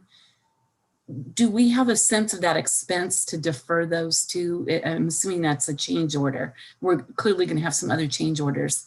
And I'm just looking, I want to compare the magnitude of, how much that costs to the benefit of getting more community input. Sure. Thankfully, it's not like a major construction project. Like when we were redoing all of our schools, the cost delay is more minimal. We're not talking hundreds of thousands of dollars. Depending on what the delay is or what we change, the fencing company could request additional funds. And without knowing what all of the changes are or what the delay time would be, it's hard to put a number on it. But it's definitely not in the hundreds of thousands of dollars like it would be for our other big projects under Measure G. So is it possible that let's just say, and we haven't given direction, but that the board is comfortable delaying Landals and Mauna Loma, that would just be kind of, the projects would have been staged or phased anyway, so those would still just slide in. We would just do those late at the back end of the process. Is that how that would work? The way the project was bid, the majority of the schools were all done together. So you have one person overseeing the completion of it. So yes, depending on how they sequence it. So it could be no cost addition. But if the process is a long process and we end up pushing back multiple more months, they could assess further more charges. But it's not going to be a huge amount. Okay, thank you.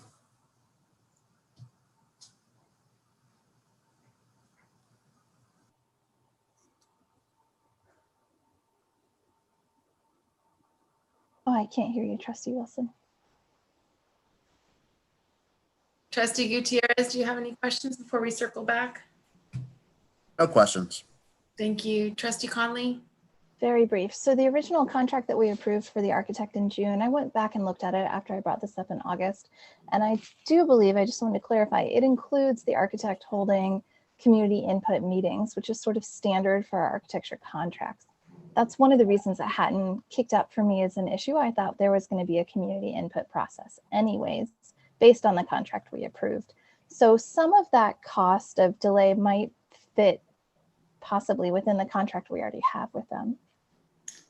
So there are two contracts. The architect's contract is one set, and then the actual builder's contracts are another set.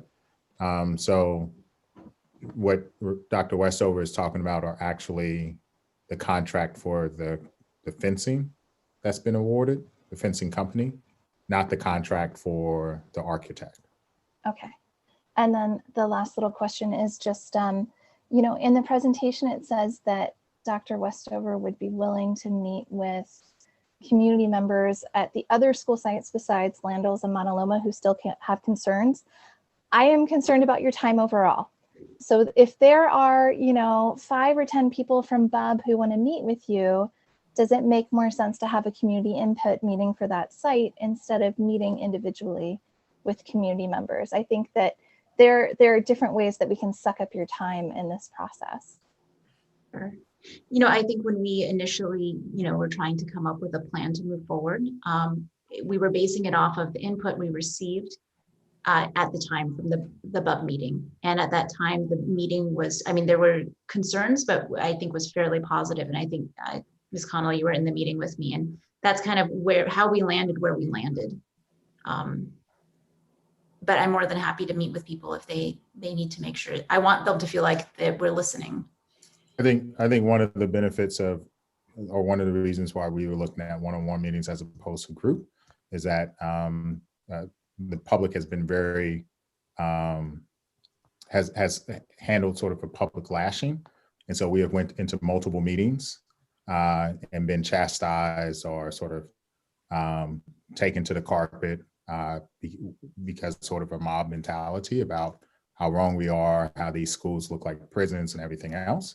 And so a conversation one-on-one is, while it is a little bit more timely, it's different than having 20 people who feel like they should just continue to repeat the same thing, or to, my favorite one was the referring to the district similar to Hitler and the SS, right? And saying that we were erecting, I've heard erecting the Berlin Wall and everything else.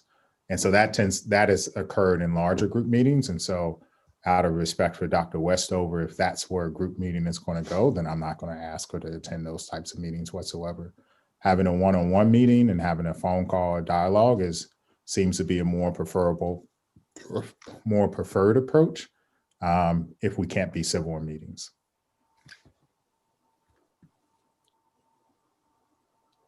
Trustee Wheeler? Yeah, there's a difference. There's kind of a happy medium between what you were describing, and that's work groups. Are there any other trustee questions at this time? Because we have a lot of members of the community who would like to speak, and it's already 9 o'clock. We have a lot more on the agenda, so we'll probably need to call for an extension of the meeting. But we can do that in a little bit. I'd like to, at this time, ask folks who are on the call to go to the participant window and click in the lower right to raise their hand if they'd like to make a community comment at this time.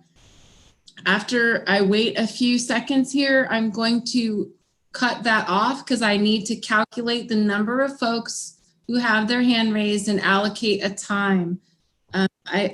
Accusations have been thrown in the past where folks were not allowed to speak. It's simply because I need to be fair and allocate time. So if hands come up late, it makes it unfair for the rest of the folks. I know we had some comments emailed, given the sheer volume of people with their hands up, and that the board agenda does say we will do our best to get to email comments. However, depending on timing, these submissions could be provided to the board after the conclusion of the meeting. I'm going to request that the email comments be sent to the board after the meeting, and that we have the people who are live here and in person have their time on the floor. So let me go in and start counting, folks. Give me a moment here, please.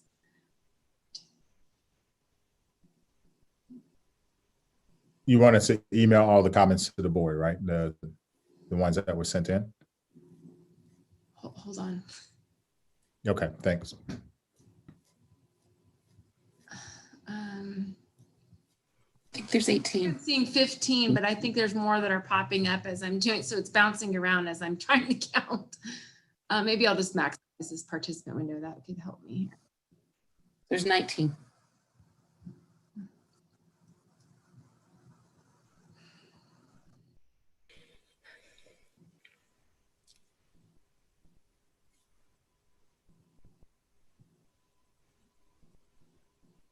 Okay, I currently have 19. I'm going to stop asking folks to raise hands. Please do not continue to raise your hand. If you do, feel free to email the board at this time. Since it's 19, I'm gonna go with a minute and a half for each speaker. That puts us a little over 30 minutes. And we will go down the row starting at the top.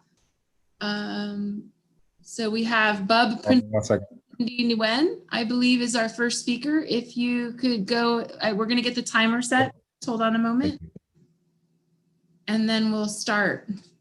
Again, if folks, after the last person I calculated, this is not very easy here.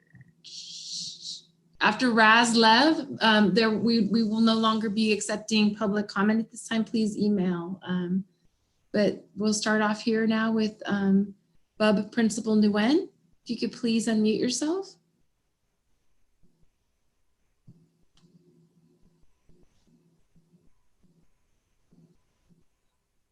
Cindy, this is Rebecca. You're still muted. Yeah, I'm not hearing.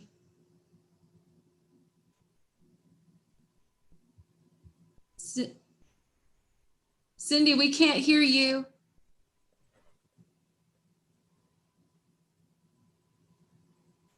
No. You have to go up to the blue. So you have you got to choose your audio settings on your computer. So that's at the bottom of the Zoom window, correct? You go into. She just has to enable the sound from the microphone. Okay. I think it's under where the mute icon is. And if you go to that little arrow next to the microphone, there's a pop-out window.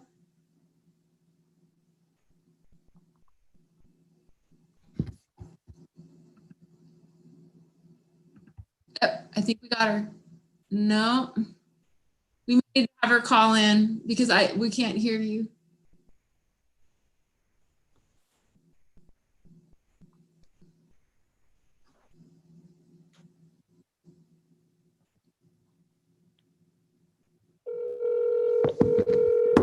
Okay, perfect. I think we can hear you. Perfect. Okay, sorry. So thank you so much for allowing me an opportunity to speak. Does that work or not work?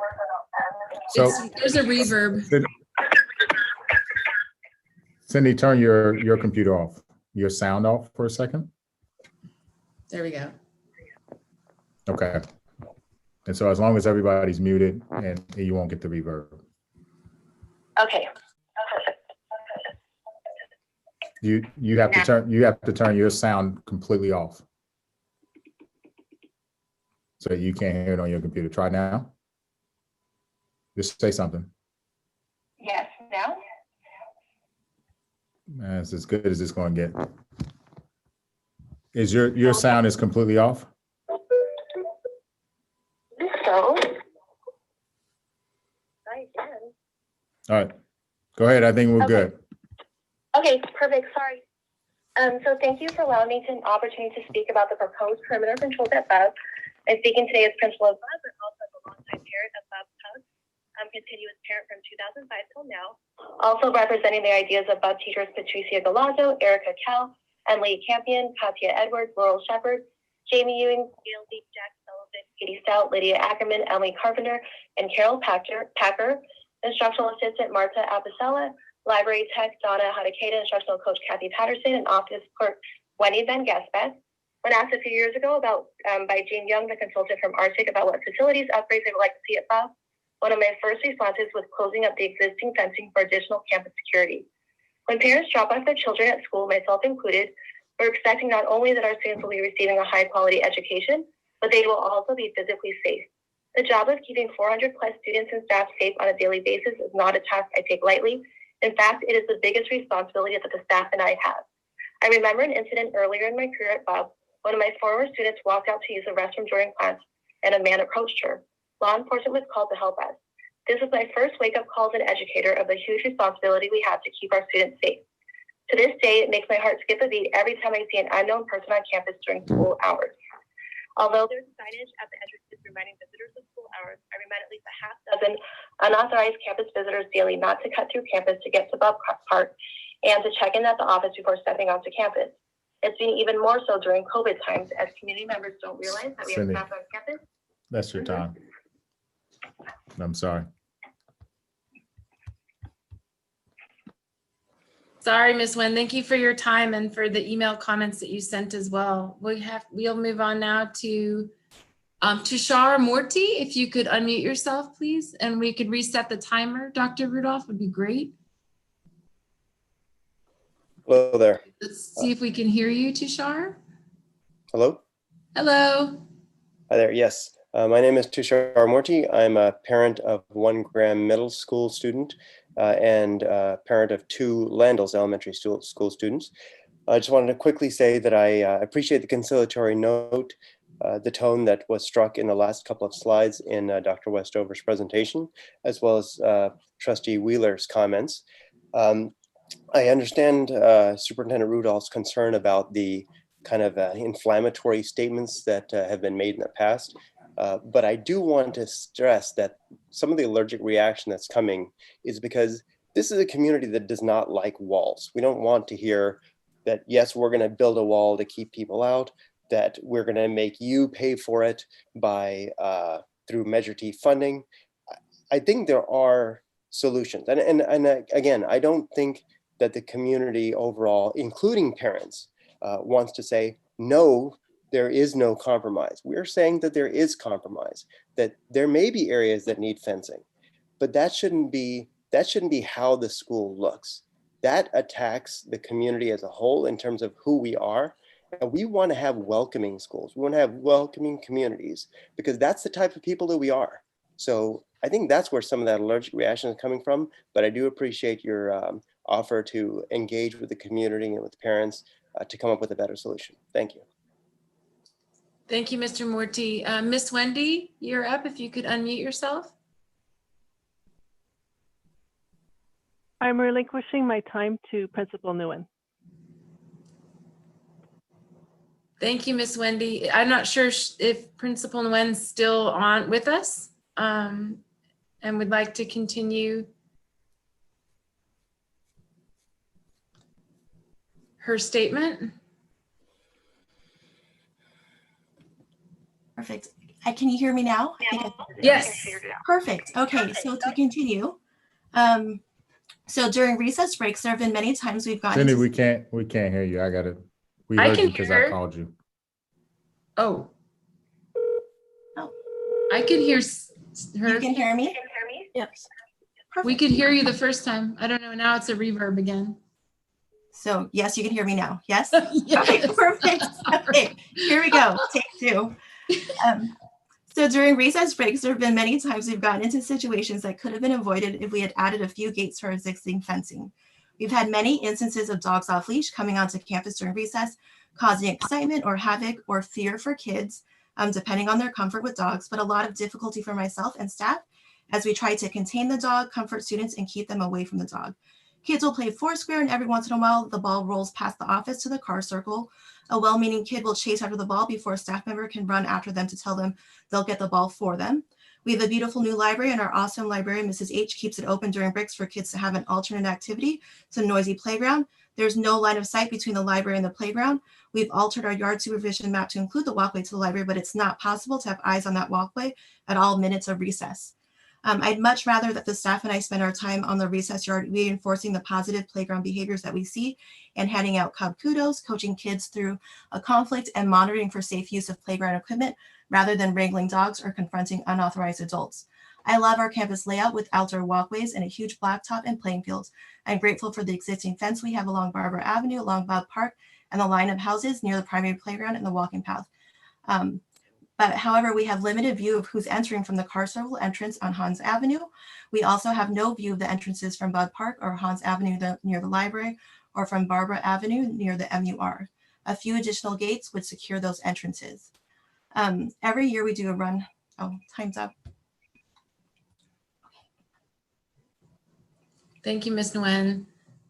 We will move on now to Rose Fulton. If you could unmute yourself.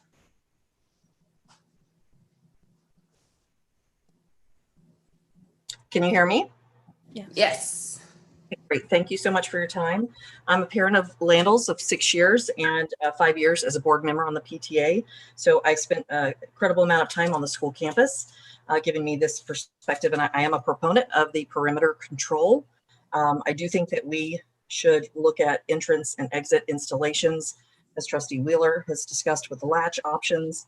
But I have been a participant and visible to 3 incidents, 2 that involved police surrounding the school with students being approached, and other activity of family members that should not be on the property or in an incapacitated state and putting everyone at danger. I do think if I were a bub parent that I might not feel the same way. I think that we should give the time for a work group committee to families as represented here, as Trustee Conley and Wheeler mentioned. And I do think that we should look at the cost investment for the mailers. I think that that is a good idea. I support option 2 and appreciate the input taken from Dr. Westover and appreciate everyone on the board for their time. Thank you, Ms. Fulton.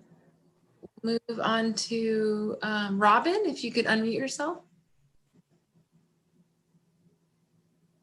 Hey there, thanks for the time. I really appreciate the school board and districts listening to the community and trying to be accommodating and flexible about our concerns. I would really love for these work groups to come to a awesome, set of potential solutions that kind of checks everybody's boxes, and that then whoever needs to make the decisions can make a really informed decision.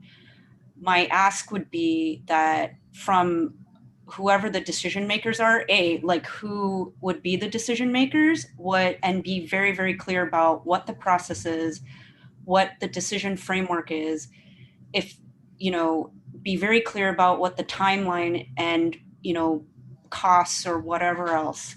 I think one of the kind of allergic reactions from the community has just been from, it feels like there's been an information void, and, what fills a void? It's just random, conjecture.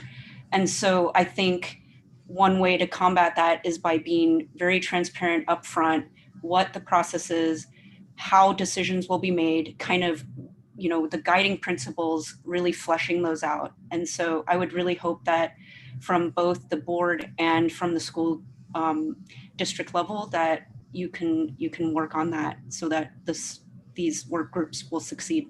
Thank you. Thank you, Robin. We'll move on now to Trisha, Principal Lee. If you could unmute yourself. Hi, can you all hear me? Yes. Yes. Perfect, thank you. Good evening, esteemed Board of Trustees, district leadership and staff, parents and community members. I speak to you as principal of Montaloma and as a parent of a child attending Montaloma. This is a truncated version of a letter I sent to the board.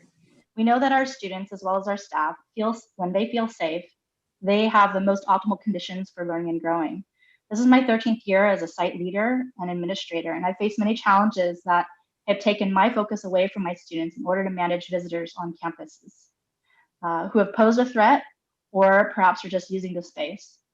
These have ranged from awkward interactions to having to call police due to the verbally and physically aggressive responses from community members. This is included in ensuring the safety of all students during a lockdown situation while local police department searched the neighborhood for 2 home robbery suspects. While none of these interactions took place while serving as principal of Montaloma, I've found that these engagements have been necessary at every school I've served.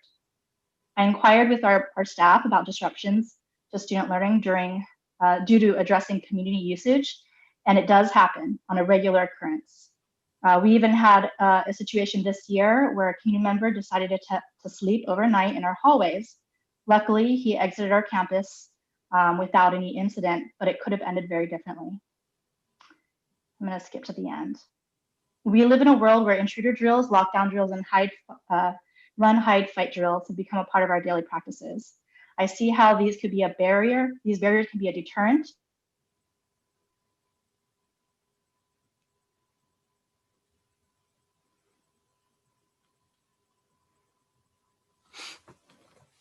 Thank you, Principal Lee. We will move on to Principal Galassi from Landals. You could unmute yourself. Oops. Okay, hello, you can hear me? Yes. Okay, hello, thanks for letting me speak. I'm the principal at Landals Elementary. This is my 3rd year. And I think what I'm hearing, which I really, really like and makes me feel proud, is that we all want our kids to be safe. And we all have that same goal. So that I love. I think it's just talking about how we're going to get to that goal. And we're not all going to get exactly what we want, because we know that's just how the world works. But what we ultimately are going to get is our kids to be safe and feel safe at school. And, you know, sometimes it's intentional, sometimes it's unintentional, but there are people that come through the campus. And, you know, I walk up to people all the time and say, oh, and I am approachable and I am nice. And I say, sorry, I have a cold. And I say, listen, I don't know if you're aware, but this is a school. And sometimes you get, you know, some swearing and they're telling you that they have a right to be wherever. And it can get a little confrontational, but I think with the perimeters, that's going to help with people wandering on intentionally or unintentionally. And people using the field. The field's beautiful, but not during recess. Or lunch. So I think this will help. And I do not want a fence to dictate how friendly we are at Landals, because we're very friendly. Thank you, Ms. Galassi. We will move on to ITech. ITech, if you could unmute yourself.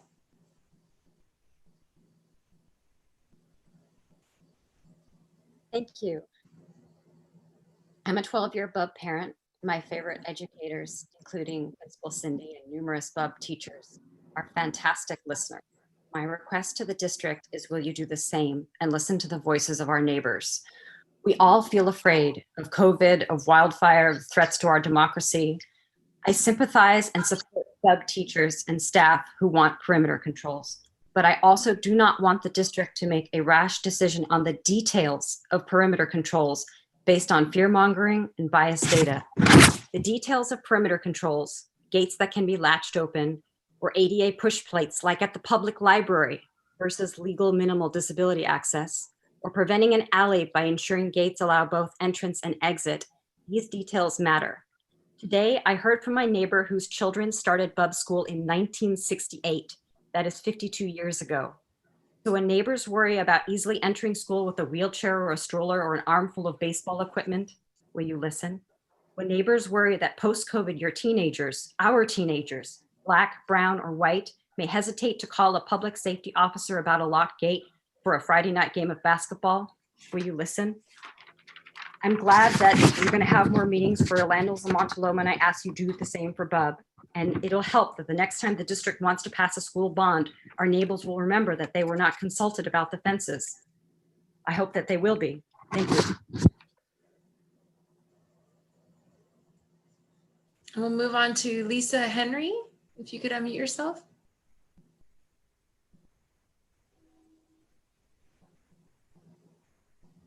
I can unmute myself. I can't be on video apparently. All right, it's all right. So hi, my name's Lisa Henry. I'm the parent of a, no, I can't. Hold on. There. There All you right. are. There I am. So hi, I'm Lisa Henry. I'm the parent of a third grader at Bub.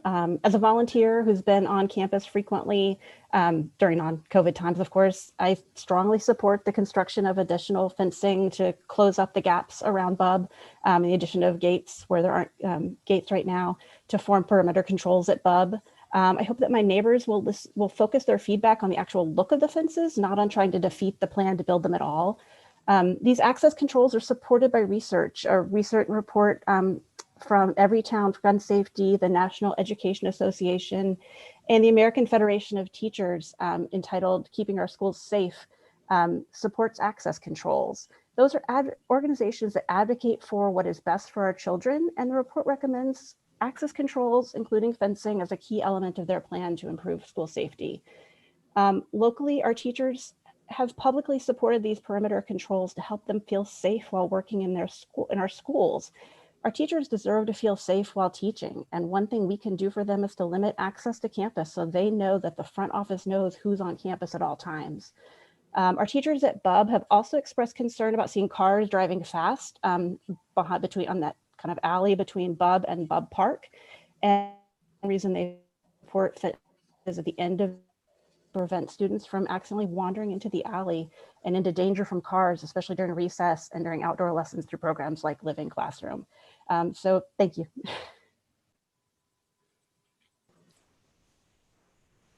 Thank you, Ms. Henry. We'll move on to Alexis Davis. If you could unmute yourself.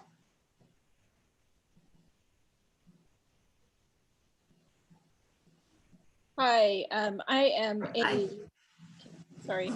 Hi there. Okay, sorry, now I'm starting my video. So I am a nearly 20-year homeowner in the Bub neighborhood. I am a Bub parent since 2012, including one child who nearly got lost during her first week of kindergarten. So, and I'm also a pediatrician. So I say that all to reinforce what Ms. Henry just said in support of perimeter control at Bub Park. I also would like to reinforce what Ms. Henry said about focusing on the aesthetics of what these fences look like. In all of these plans, there's a very clear intent of deciding on two different kinds of fence types. And so I would really like the board to consider why they chose two kinds of fences, because it's clear that one is preferred over the other. I would argue that chain link fences are both inferior from a safety standpoint because they can be cut through, and I think they are clearly inferior from an aesthetic standpoint in terms of how children perceive their school grounds.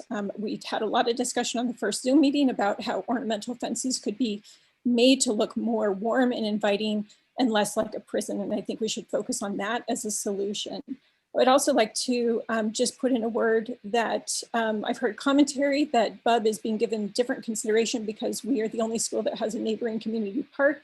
And I would like to contend that that's absolutely irrelevant. And I think that we should be given equal consideration. Thank you.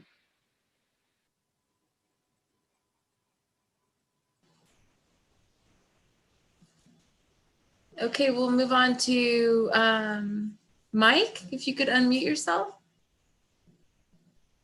Hi, this is Nancy Actor. I'm actually Katie's mom. So I respectfully request that you all hold off on moving forward on construction at Bub. I want to thank trustees Wheeler and Conley for asking for more community input.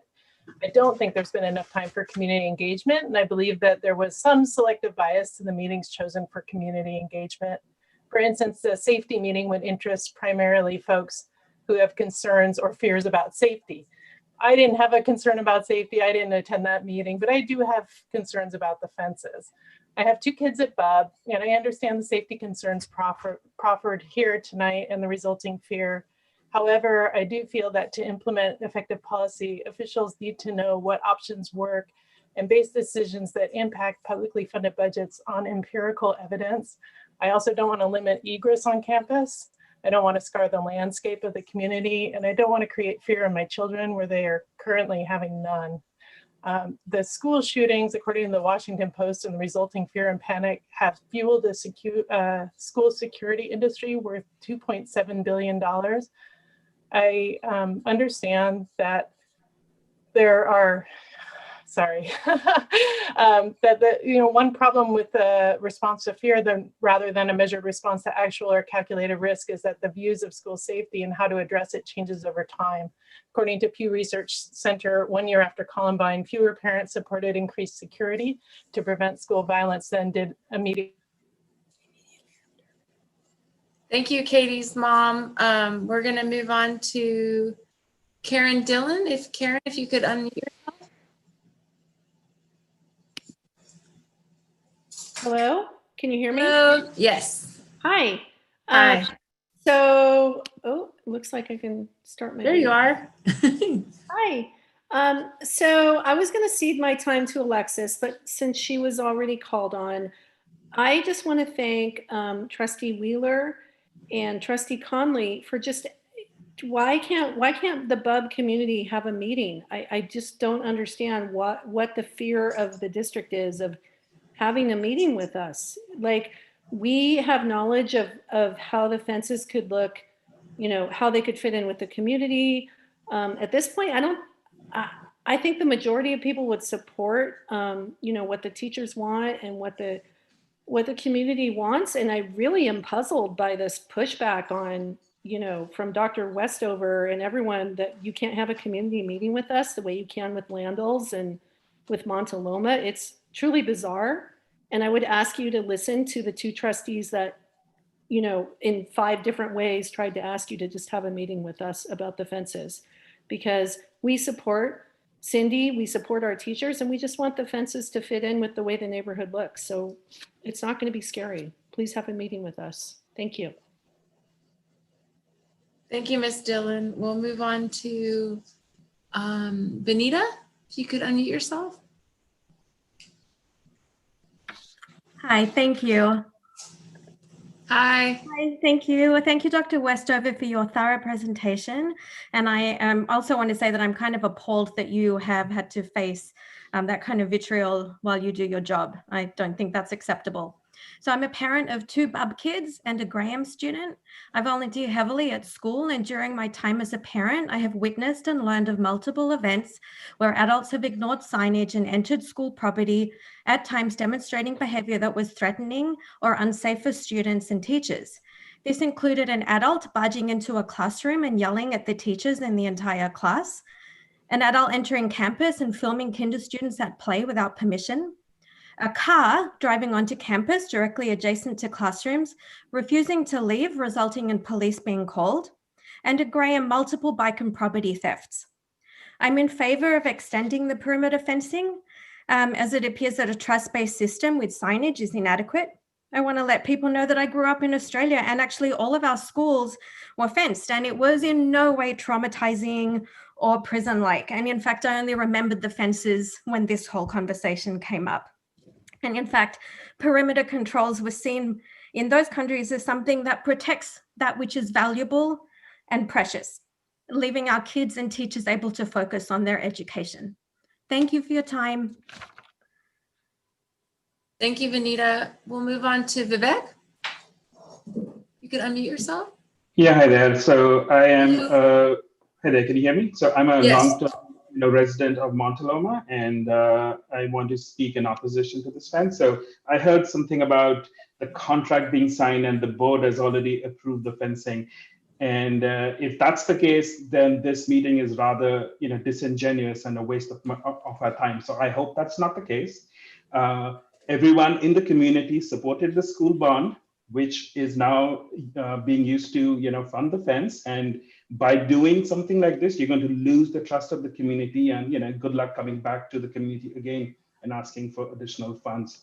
I'm not going to talk about safety concerns, because that is an argument that you can have till like the cows come home, and there's a slippery slope all the way from like arming school teachers and having armed guards to police, all the way to securing just the school property. So that is that's something that we can have all kinds of conversations about. This is our only green space that we have in the community. We have no other park, no other green space. And I and other members in Montaloma are extremely opposed to locking us out of our only park. Thank you. Thank you, Vivek. We'll move on down to Jim, if you could unmute yourself. Thank you. I appreciate Dr. Westover's conciliatory tone and what she took at her slides. I would caution, and something I would look for is the way that they've scheduled the meetings, and I think that Trustee Wheeler would understand this, is that to have a good discussion, you, number one, have to have people on the other side that could represent the community. Two things come to mind when you bring this up. The first one is the Montaloma Neighborhood Association has over time become a social organization, and I don't know that they're going to be qualified to find people in the community that can represent the different stakeholders of our park and our space that could have a conversation. If what Vivek said is that the intention here is to check the box and not have a conversation, maybe it doesn't matter, but we're going to hope that it is. From our side, if you have people that were either trustees now, former trustees, or candidate trustees, these are people that can help you find good representatives. But these representatives also have to engage the stakeholders in the community so they can speak for the community. I don't think that the current schedule that you've put forth, where we start talking on the 9th, gives whoever gets chosen as a representative the time to effectively engage the other stakeholders, whether they be the baseball teams, the mothers that use the park, the soccer teams, the city, the people that use the park to walk around. So I would urge the people to develop a reasonable schedule and go forward in a conciliatory manner. Thank you. Thank you, Jim. We'll move on to Jessica. Jessica, if you could unmute. Hi there. Can you hear me? Yes. Hi, I'm a 4-year resident of Montaloma, along with my husband and our 16-month-old daughter and 2 grandmas. We spend a lot of time at the park and frequently go between the field and the playground and back.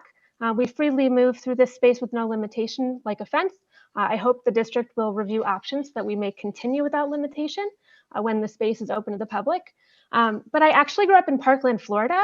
I truly understand how important safety is at a school. My grandparents were teachers at Marjorie Stoneman Douglas High School. Immediate members of their community were murdered, including a friend of the family and a member of their synagogue. However, tall fencing sat around that school long before the shooting, and Mountain View and Parkland may appear similar from the outside, but having firsthand experience with both communities, they are very different communities. The current proposal may not be the right solution to Mountain View. I'm in agreement with putting a fence around the school itself, but fencing off the entire park and the school may really make the community feel closed off, and we want to be more inclusive. So I look forward to engaging through the work group. I hope you guys will expand the work group to give us an opportunity, as this was the first opportunity for many of us today. And thank you for your time. Thank you, Jessica. We'll move on to our last speaker, Christina.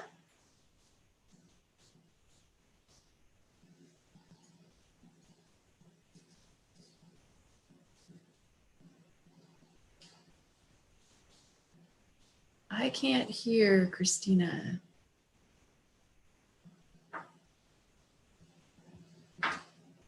Is she on here? I see her window. Looks like she's frozen. Oh, yeah. Okay. Oh, there she is. Christina? I can't hear you. I can see you're speaking, but I can't hear you. Shoot. Now you're muted. I wonder if it's your microphone. You could set the settings. If you go down to the mute button, that little arrow on the side.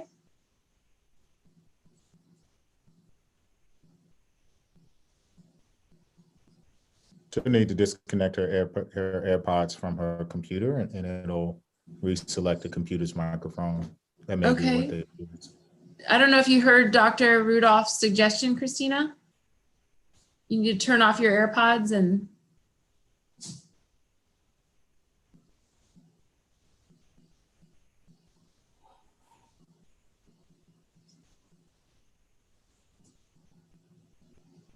And then you can see my screen all the way. So if you look, well, they were there. If you look, you go to the AirPods 2, you can go in and select the sound preferences.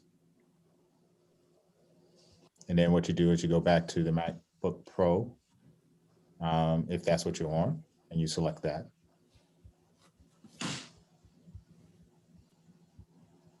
I think her internet's frozen. I can't tell.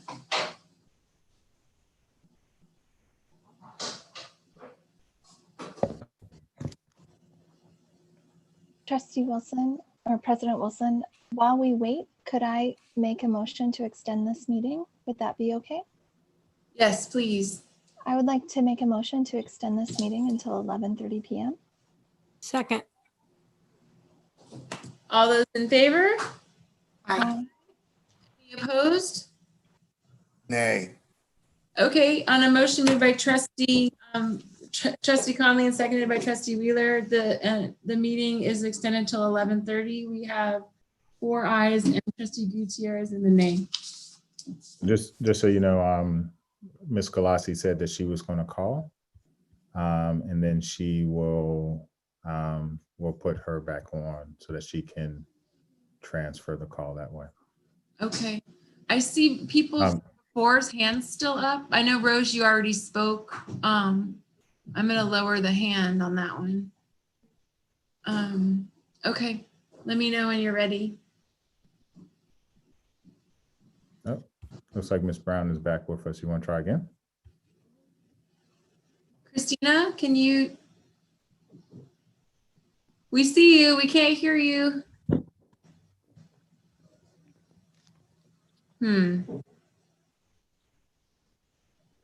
Why don't we have Ms. Galassi give her a phone call, and then we'll try it that way. That sounds good. I just want to point out just real quick, because this conversation continues to focus on parks. We're talking about school grounds during the school day being closed. We're not talking about after-hour access. And I do want to bring attention, and this is what Tricia Lee was pointing out, is that California Penal Code 626.8 and Education Code 44810A and 44811A require visitors on school grounds, including walking the fields, to check in through the front and require approval of the administrator during school hours. Or these are technicalities that are in place to ensure the safety of students during school hours and to minimize disruptions to the school environment.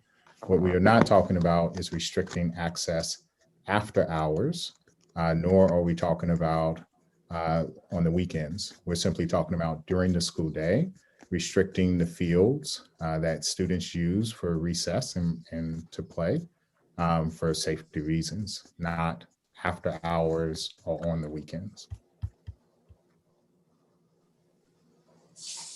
And it looks like Ms. Brown is unfrozen again. If she wants to try, if not, then we can try Ms. Galassi. We can hear you, Christina. I'm not sure why. I can see you're speaking. I just can't hear the words. It sounds like Principal Galassi might call you and put you on speakerphone. I'm assuming. I'm not sure how that would work, but Yes. Ms. Hausman, can you,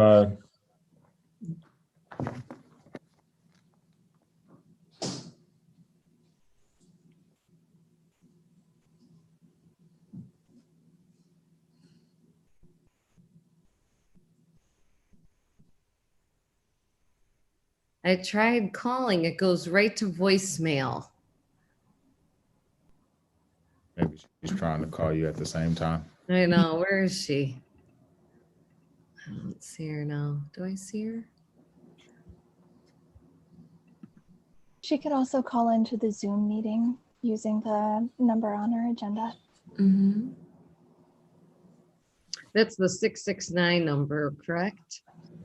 You don't, yeah, let's not put her phone number out. Oh, I just gave her Input. 3. The other. So maybe you can use this time to get more community input, and rather than have, one or more people from the school district.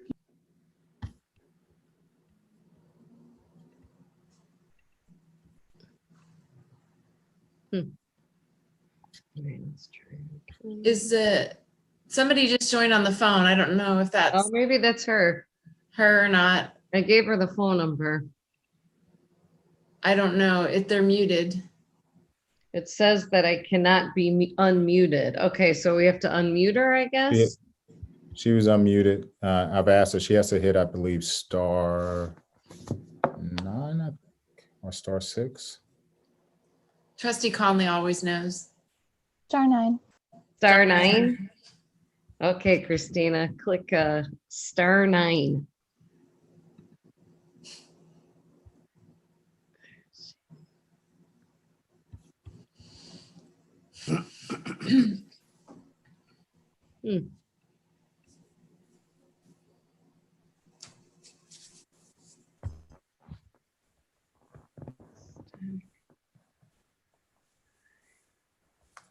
Well, why don't we move on to trustee comments, and if we're able to work this out, we can insert a 1.5 public comment after you all figure that out. Does that sound okay to everyone?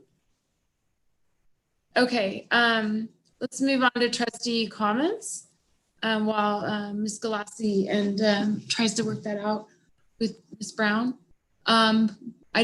Sorry, I looked, there's so much going on my screen. I looked right to the participant list. I don't know who shot their hand up and went down. Who would like to start? Trustee Gutierrez. Thank you, Madam President. So, this is a good example of where Mountain View is as a whole. I'm not bringing in outside politics. I'm just bringing in what we do here as trustees, which is to try to do the best we can to stand by our teachers, our students, while understanding the needs of their parents and community members that surround the school sites themselves. And everyone has a different perspective and opinion on how they look at safety, just like everyone has a different perspective on what their roles are as parents or what leaders they select. And we're the board, and we're entrusted to be able to make the best decisions we can, factoring all different types of options. There's not one perfect solution ever to anything that we do. We just go with the best option that we have at that time with as much input and feedback we can get from experts within those subject fields of interest to us, guidance from the DO, the superintendent, as well as feedback from the community. But it's give and take. And we need to have patience with different perspectives. If in the end, it doesn't work out for a perspective or a group, that's no reason to hold back, or that's no reason to attack members of our school district staff, especially when they're trying to let you know you shouldn't be here. The issue about fear mongering, I take offense to that. I've got nothing to lose here because I'm a parent and I'm a board member. I understand that when we reached out to our community at Graham and at other places when school shootings took place, there's a genuine concern of that, not just because of what had happened, but previously before. We have a lot of folks here who may not remember or who have forgotten already my neighborhood school at Castro Mistral about 4 years ago. We had a domestic dispute. The person was armed. Thank God, Chief Max, when we responded or let him know that we needed help, the crew, the team, the police officers were there in less than 2 minutes time. They sealed off the campus. The person was on foot. Now, if we were to have something like that escalate somewhere else, We don't know if that's going to happen or not. And people aren't going to like what I'm saying, but there is no perfect solution. And we need to also understand that if we do have a communication with members of the community like we should, and I agree with what Trustee Connolly and Ellen Wheeler said, Trustee Wheeler as well, about extending the period of time, having community engagement. I just want it to be a respectful one, because I've seen in my interactions with members of the community as a whole, day in and day out for the last, 6 months of my life, when I've interacted with them on various issues, either mostly related to city council and not school district, but then it would spill over to school district. The ability to communicate with one another when we have a difference is the biggest challenge we have right now, period. You can be a Republican or a Democrat, an independent. You can be someone that's here on an H-1 visa. You can be an English language learner. It doesn't matter. When you have a difference of opinion, it doesn't necessarily mean that there's conflict that can't be resolved.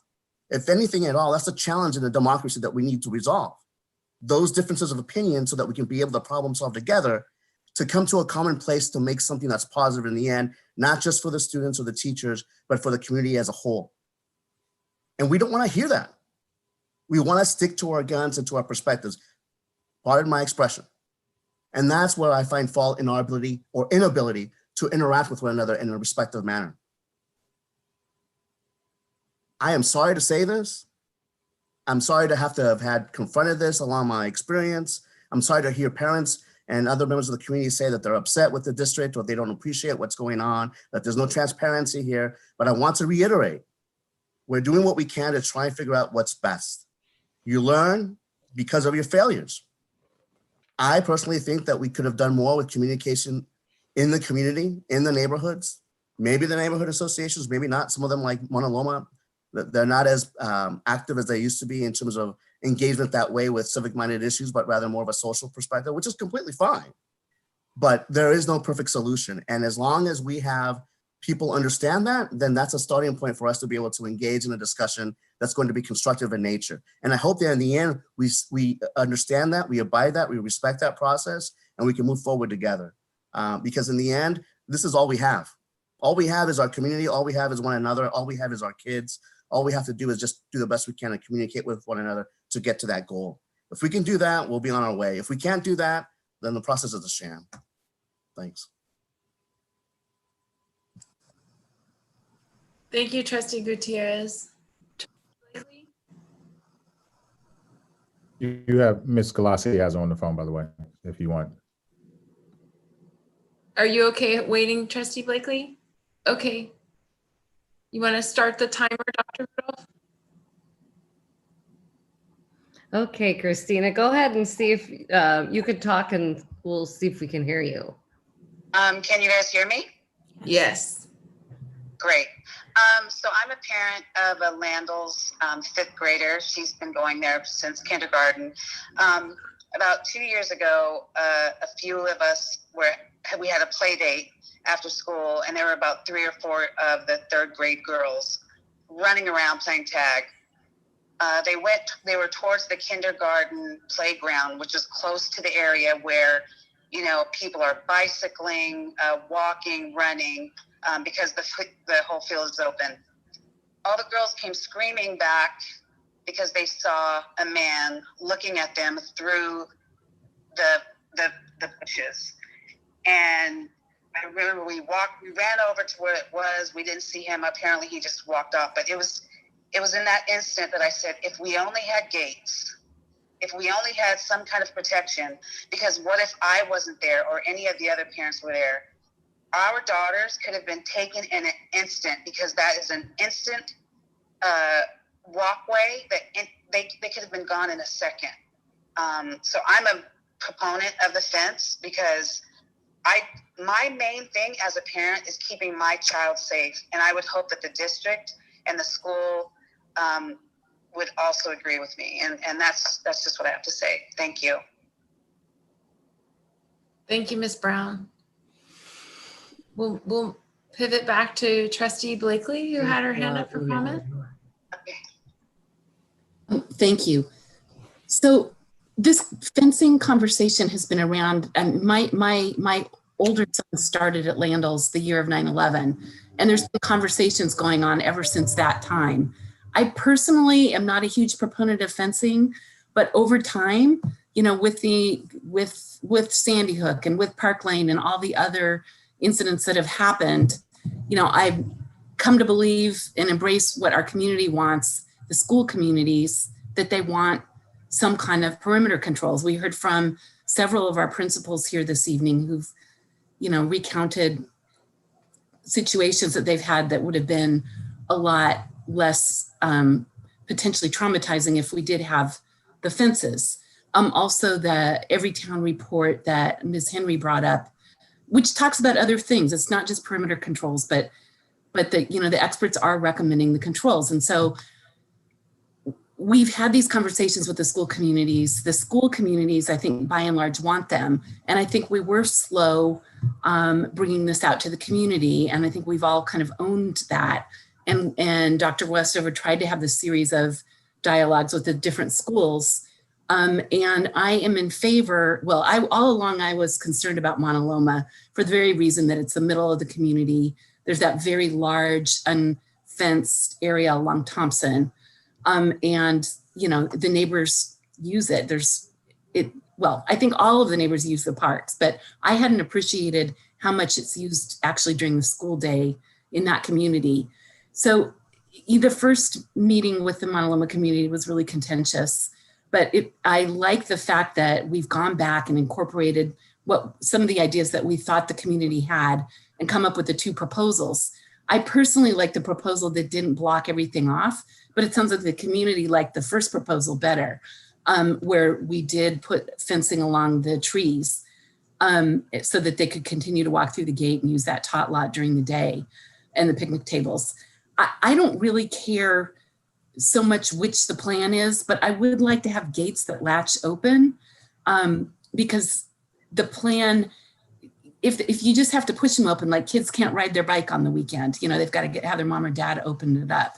So I would really like to see gates that latch open. But beyond that, which plan it is for Mauna Loma or some hybrid, I'm in favor of slowing down the process and delaying that one so that the architects and the landscape architects in the school can work more closely with the community and come up with the optimal plan. Because, you know, I do think that we need to have the perimeter controls, and we've heard that loud and clear from our school communities, but I'm in favor of slowing that one down and trying to get the plan right so that it works, that we satisfy as many concerns as we can. I like the architecture, the ornamental fencing with the gate. I mean, it's much more attractive. If I lived across the street on Thompson, I'd be much happier looking at that than, you know, just chain link right across Thompson. With the Landals community also, I definitely favor option 2, where the neighborhood fence, the good neighbor fence along the back of the field continues to be maintained without having put chain link in front of it. And I'm comfortable delaying things, working a little longer with the Landals community as well on that one. Although I think that plan, based on all the concerns I've heard and read, and we've heard from many people, that option 2 comes pretty close. As far as the rest of the school communities, we've heard a lot this evening from Bub. We've gotten tens, probably not hundreds of emails from the Bub community. I've personally spoken to several Bub community members that are saying, well, gee, you know, if Landals and Mauna Loma can get special consideration, we want special consideration too. And, you know, I'm in favor of speaking with the community and getting their input. But honestly, I really haven't heard anything that's very different about Bub than what the plan already provides. So I would be comfortable if it would be possible, I don't want to take up all the district staff time, possibly having one more meeting with that Bub community to see if there are any really critical new ideas that could be incorporated in the plans. But other than latching the gates open, I'm not sure I've heard anything. It's more just that people felt like they didn't have a chance to speak. And so I'd be comfortable trying to have one more meeting and see if any really new creative ideas bubble up. But beyond that, I really would like us to move forward and get this fencing in place, get the contract, executed. I'm hopeful that our contractors will work with us to sequence the project so that it doesn't end up costing more money just because we're slowing down the process on a couple of the schools. And I think that's the right thing to do. But for the rest of the schools, I'd like to go ahead and move forward and get this in place so that our teachers and students and the families who attend those schools feel safe while they're at school. Thank you. Thank you, Trustee Blakely.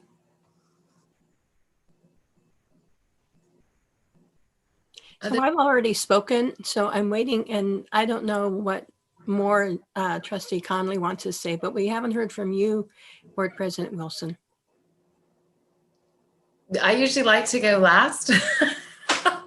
So I see Trustee Conley's hand up. Don't worry, I have plenty of thoughts to share. I'll let you have the last word, President Wilson. Maybe I'll come up with something afterward. I could go first if you like. It does. No, it's fine. It's fine. So I think, first, to be clear, I approve the master facilities plan. I approve the architecture contract and the construction contracts. I do think that there needs to be perimeter controls at our school sites. The process of how we get there and what they look like and how that's negotiated is a different piece, and that's what I've been talking about tonight. I think what we need to take a step back and look at the big picture here. So 50 years ago, 1970, Mountain View had a little over 50,000 residents. We have over 80,000 residents to now. Our population has grown 50% as a city in the last 50 years, but our green space has not. And what we are seeing today is that the amount of green space and open space that is available to our community is not enough as we grow our population. And the Parks and Recreation Department and the city council, they know this. In 2014, in the parks open space and parks master plan that the city has, they talk about specifically that there's a large portion of neighborhood parks that are actually owned by the school sites. And at some point, the school may need to use those spaces differently. And the city knows this has been a problem for, not just those 6 years, but I'm sure for decades longer. And that's why we've had a joint use agreement around that open space. Especially the goal of the city and the Parks and Open Space Plan is to have 3 acres of open space per 1,000 residents. And on average, if you take out shoreline, we have about 2.58 acres of open space per 1,000 residents. But that's really skewed because the areas around Miramonte and around Grant have over 6 acres of open space per 1,000 residents. So the city set as one of their goals in that 2014 plan that they want to create another big community park like Cuesta or Rangsdorf between, let me pull it up, basically between Central and between 101, because there's nothing north of in that northern portion of the city. And that's why we're hearing all of this pain from Mauna Loma. That really is their green space. Like the land that the school district owns is the green space in Mauna Loma. So it is inevitable as we grow, as there's more demand for open parks and green space, that we are going to have more usage of the fields that the school district owns during the day. So if you sent your kids to school in the district 10 years, 20 years, 30 years, 40 years ago, your experience was really different from what we have now. And that is because so many more people are using this space. And unfortunately, people are not reading the signs and they're not respecting school hours. We have teachers who spend lots of time policing the fields when their students are outside. They have to go up to strangers from the community and ask them to leave. They have to go up to people who have dogs on leash or off leash who are using the park during posted school hours and ask them to leave. And this is an ongoing and regular occurrence. It is not just a one-off. It is certainly not fear-mongering. And I know this because I have experienced it as a teacher 10 years ago at Stevenson. I still vividly remember being on that field with my 5-year-olds, my kinder babies, right? And there was a man who was larger than I was and had a big dog off leash on the field during recess. I went up to him, as I had done many times before with other people who came to the park during the day, and I asked him very politely to leash his dog and leave during school hours, but he could come back at 3 after our dismissal. And this grown man screamed at me in front of my 5-year-old students. He terrified me, he terrified my kids, and he had a big dog off leash at the same time, which is not a safe situation for anyone. This is not what our teachers and staff and principals are hired to do. Every minute that someone is having to tell somebody to leave campus who should not be there is a minute that is not focused on the social emotional well-being of our children and not focused on instruction.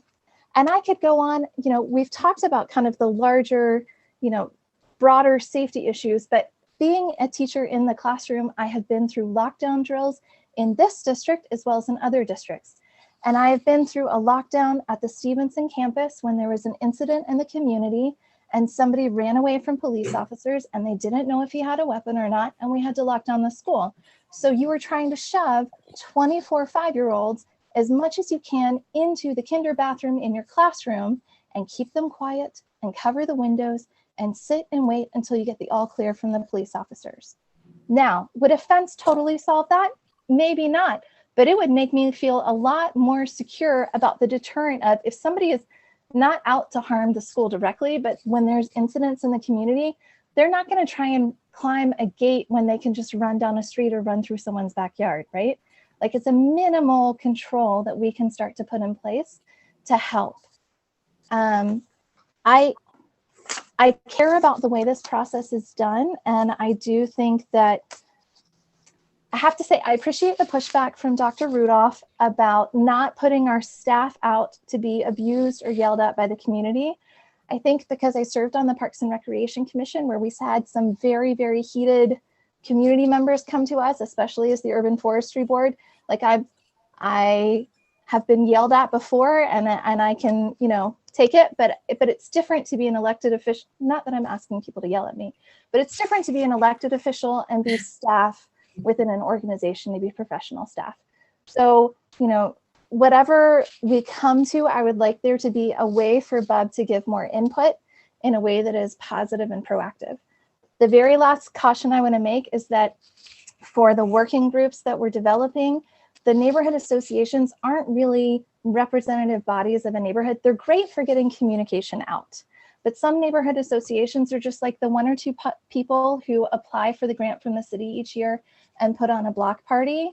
They're not really fully representative of the community. So I think that for those working groups, we actually need to have a process where people can, download a few questions from our webpage and send in an application. And then, Dr. Westover or whomever in the district office can select which members are going to represent the community.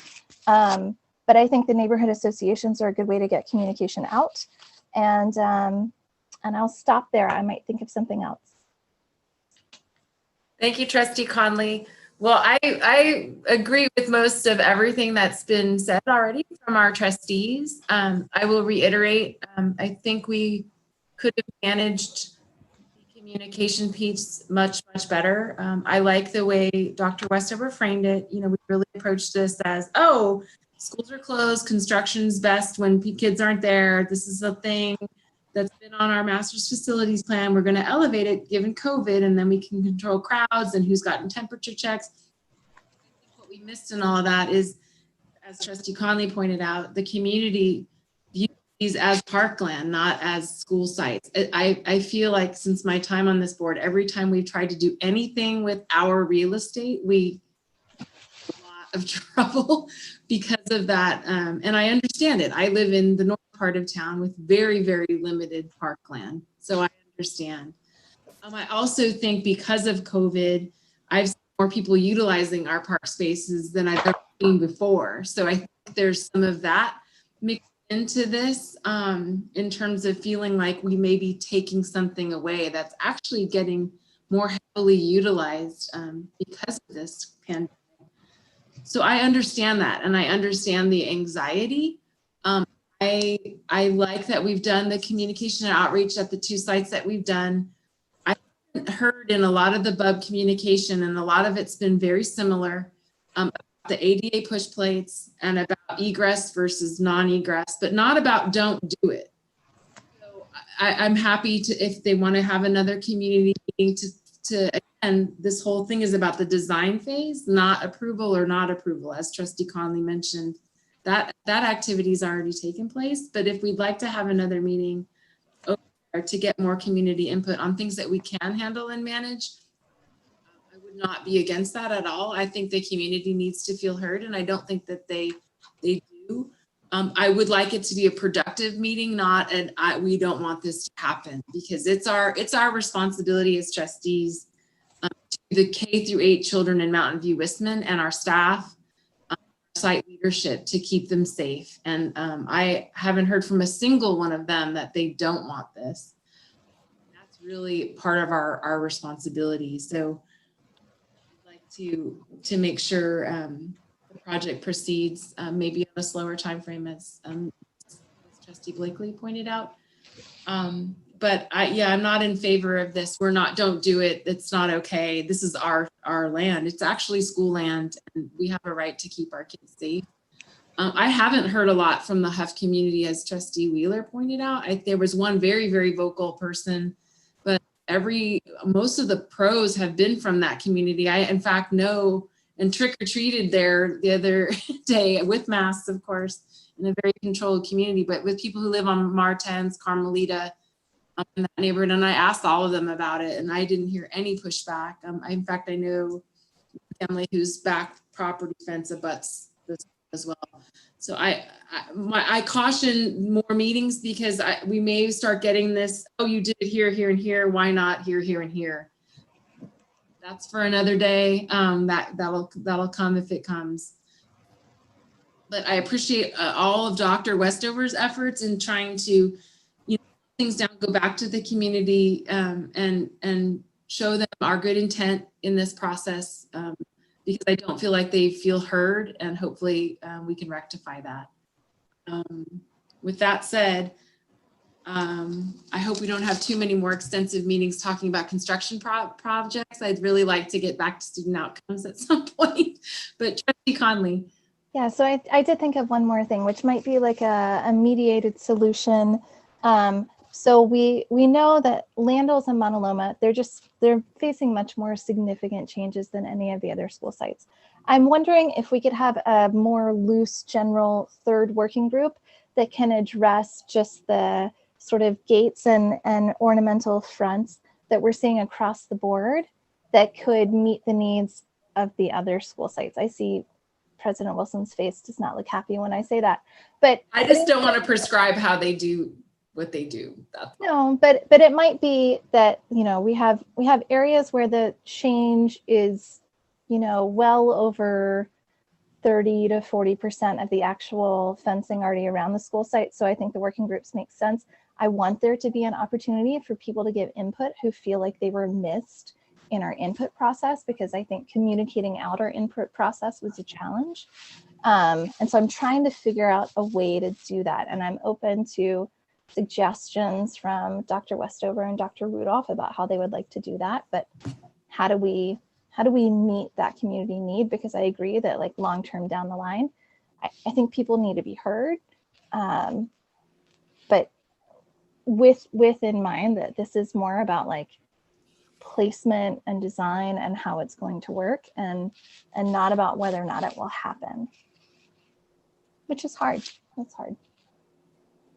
If we use our standard construction process, we would go back to the architect and provide the feedback.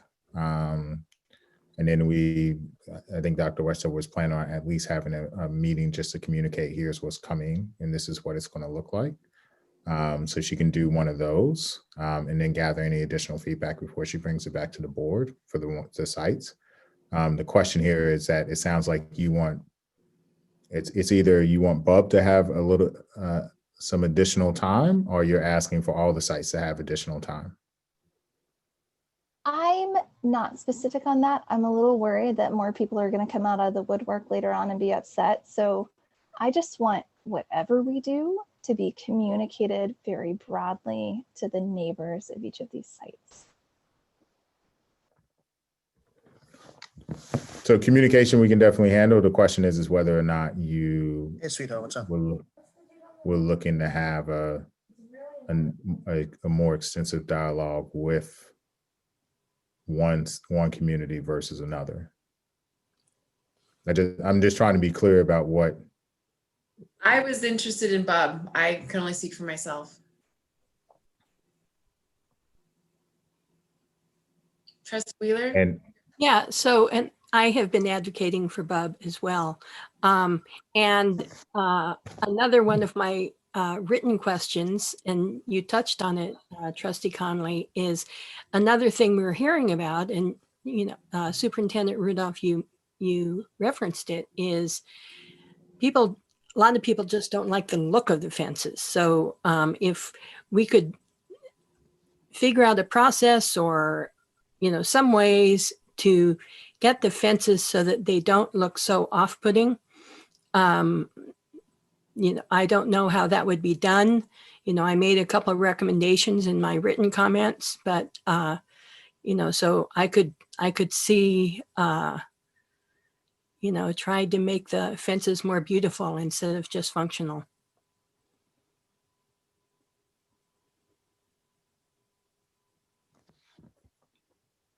Trustee Gutierrez?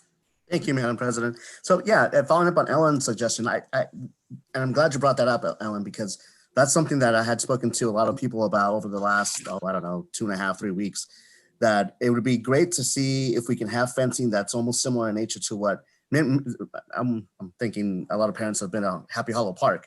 I don't know if that's true or not, but it's one of our favorite places when my little ones were growing up.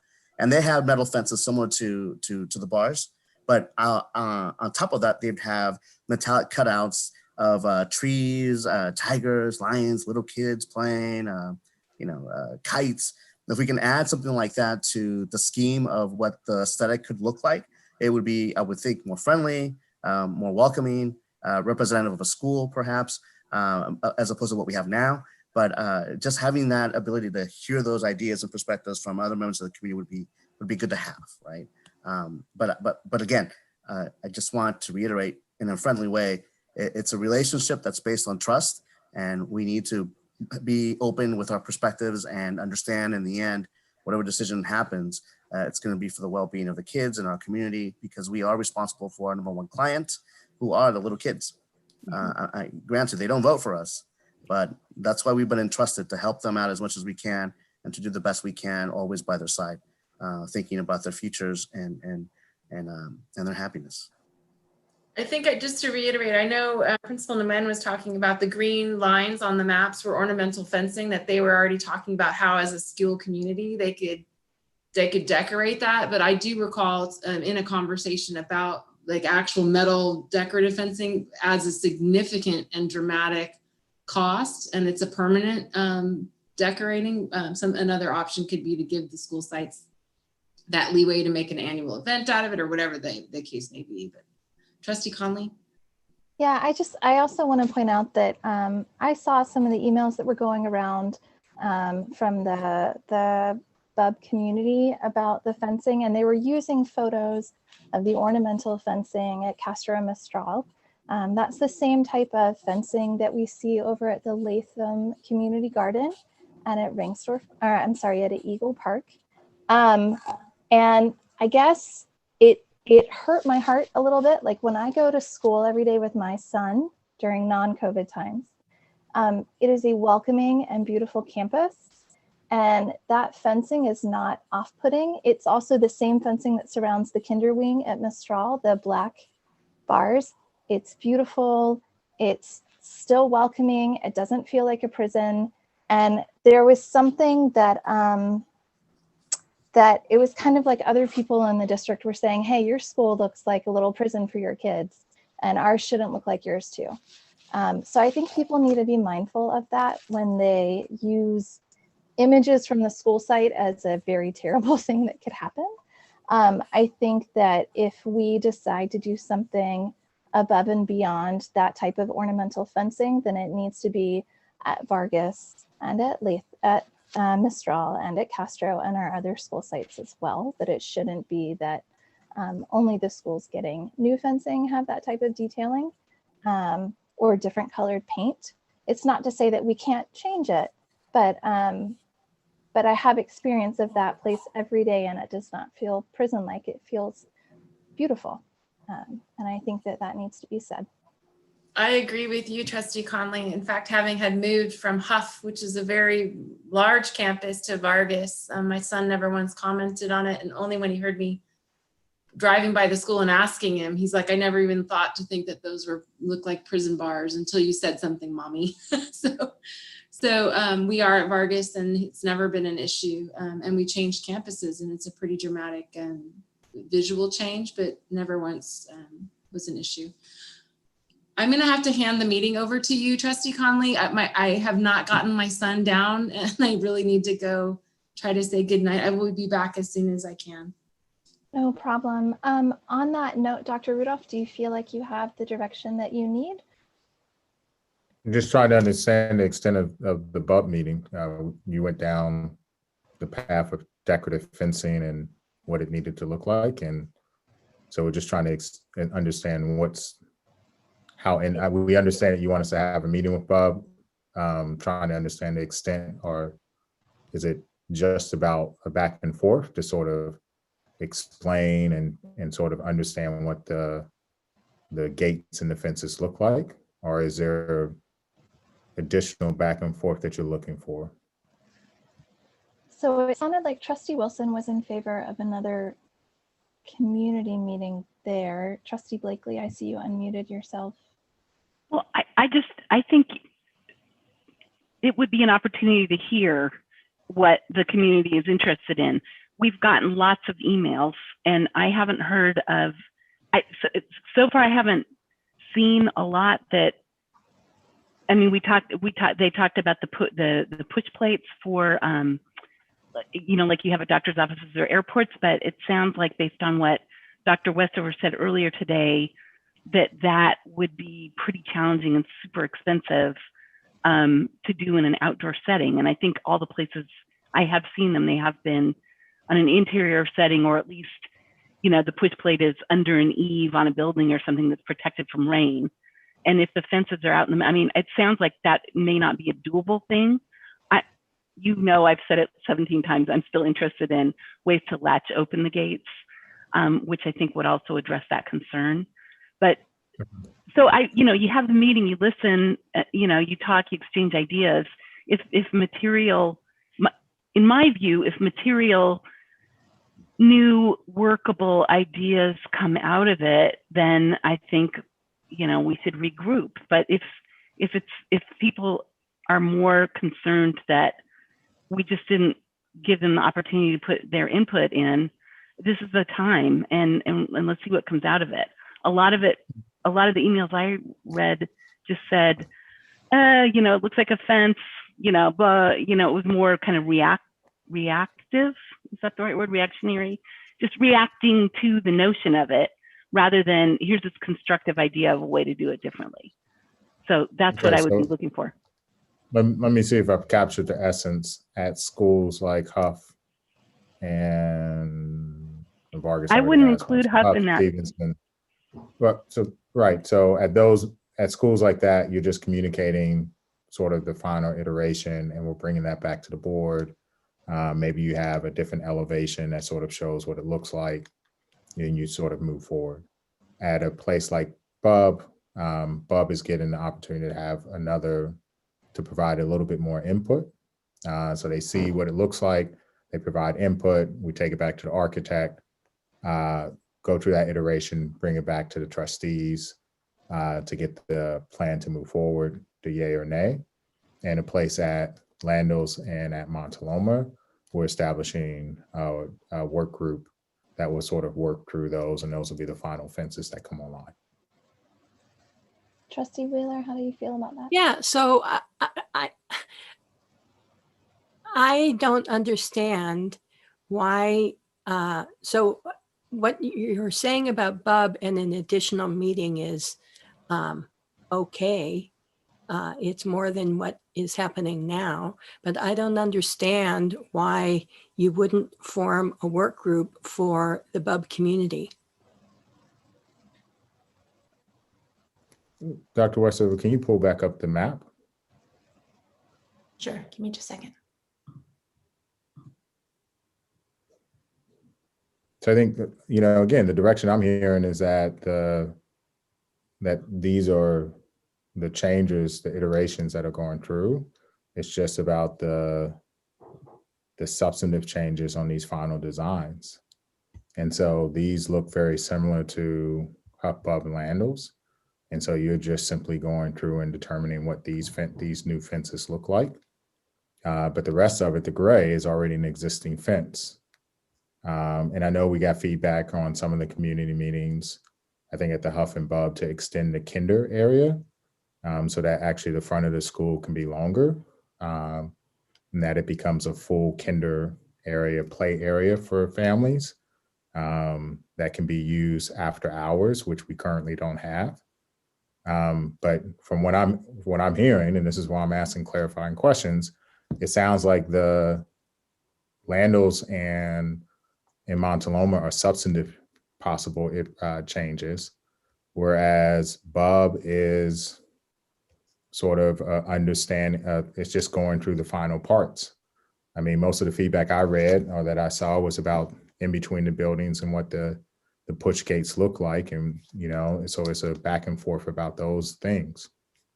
I think and this might have been why my brain skipped to kind of input overall as a third piece for other schools beside Landals and Montaloma, is that at almost all of the other school sites, when parents have written in, there's this fear of, I think, the fencing at the front entrances, that small green part, the ornamental fencing, that seems to be where people want a welcoming design. And in all of the community input meetings that I sat in on, there was approval for a welcoming ornamental fence.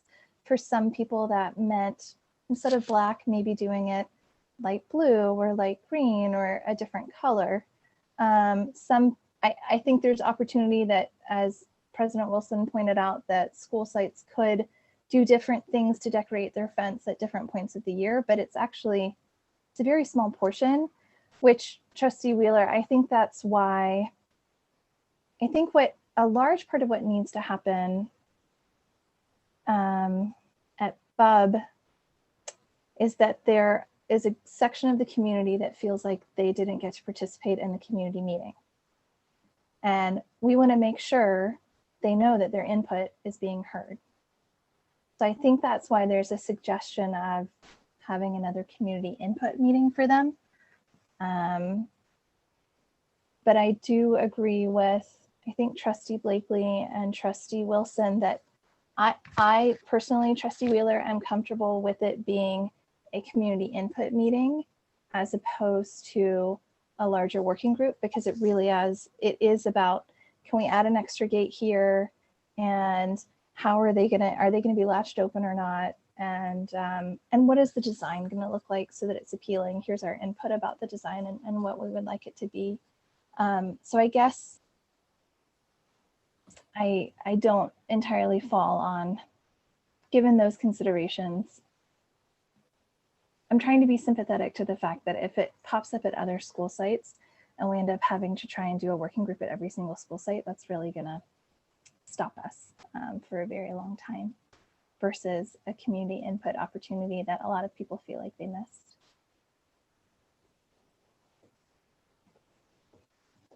Trustee Blakely.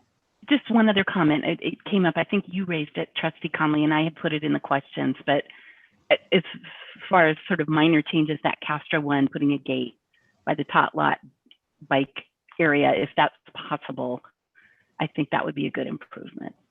But that's a minor thing. I don't think that needs a big meeting.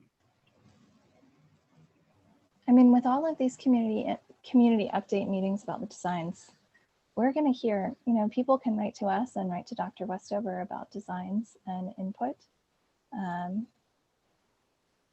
Trustee Gutierrez,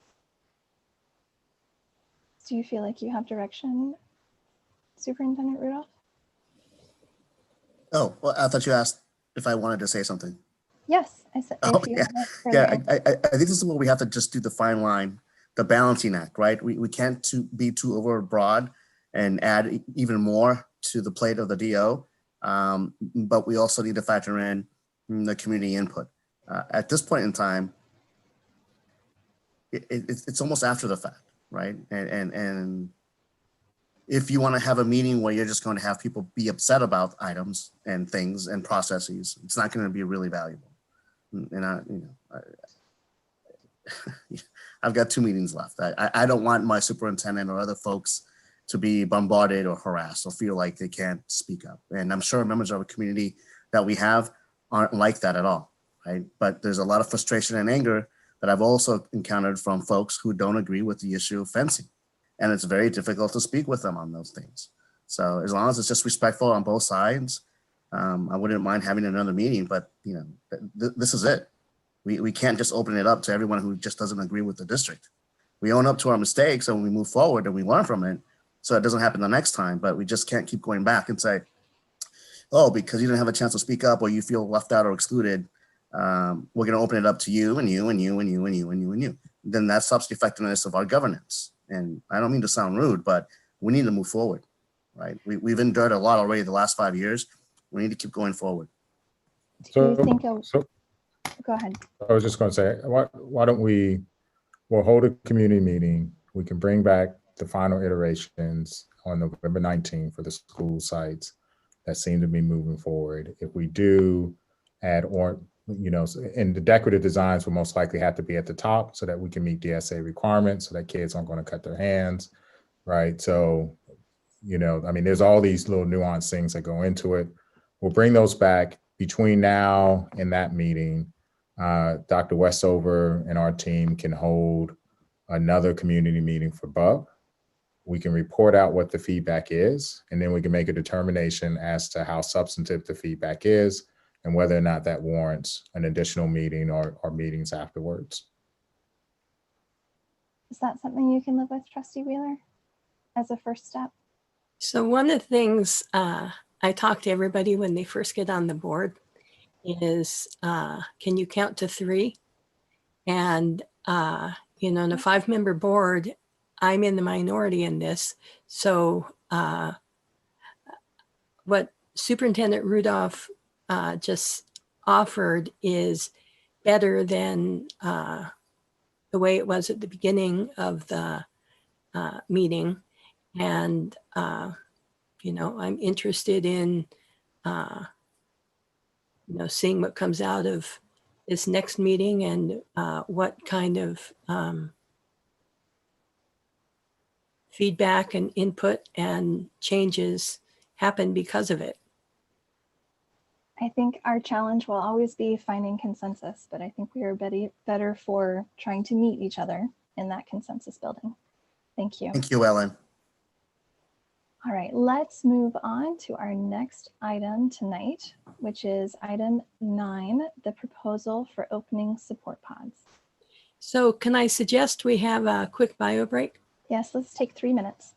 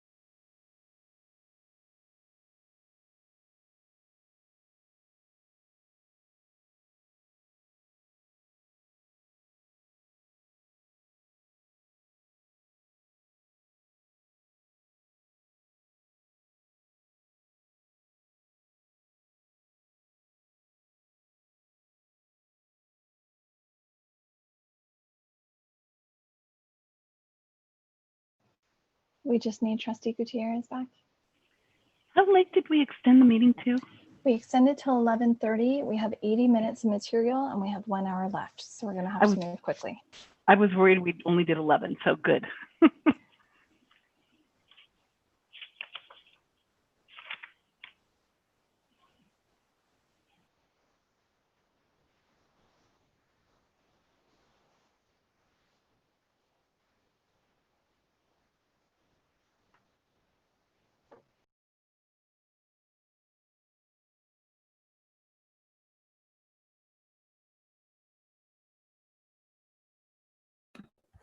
Do you want to go ahead and start? You have a quorum?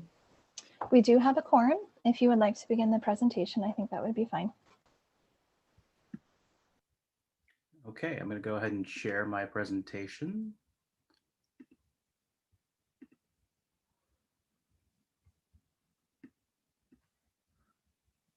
Okay, can everybody see that? Great. Well, good evening, everyone. My name is Jeff Chang, and I'm the district's Director of Federal, State, and Strategic Programs. And today I'm coming to talk to you about the proposal to begin learning support pods. And so just a quick overview of the efforts alignment to our strategic plan, goals 1 and 2. And we're talking about support pods for at-risk populations here, part of the ongoing situation with distance learning. So why explore the support pods? So we know that we are going to be remaining in distance learning until January 2020 or later, and certain at-risk subgroups of students are struggling with distance learning for various reasons, whether it's internet connection, supervision, disabilities, etc. And our district's guiding principles for reopening call for creating high quality, equitable learning environments for all students. And so before we go too far, I just want to define support pods. It's a stable place for at-risk students to come and participate in distance learning for consistent supervision and for internet connection. It's going to be staffed by our district after-school childcare providers. And we have a maximum of 14:2 student to adult ratio per cohort. And so the expectations for all parents and students who would participate in this program would be to follow all standard health and safety rules, including wearing masks, social distancing, screening, and hygiene practices that are aligned with county health guidelines and also with the practices of our partners, our district after-school provider partners. Of course, dropping off and picking up on time, attending and participating daily, and of course, following behavior expectations set by all adult supervisors. So before we got too far in thinking about this idea, we wanted to make sure that we looked at the data very closely. And so the review of the data involved looking at a bunch of things, including the results of the parent survey regarding the preference for whether to return to school or to stay in distance learning, each student's average daily attendance, and participation in distance learning using the new attendance codes that began in September after the state gave us guidance on how to do this. So it's essentially DL stands for distance learning, and then you get a score of 0 to 3.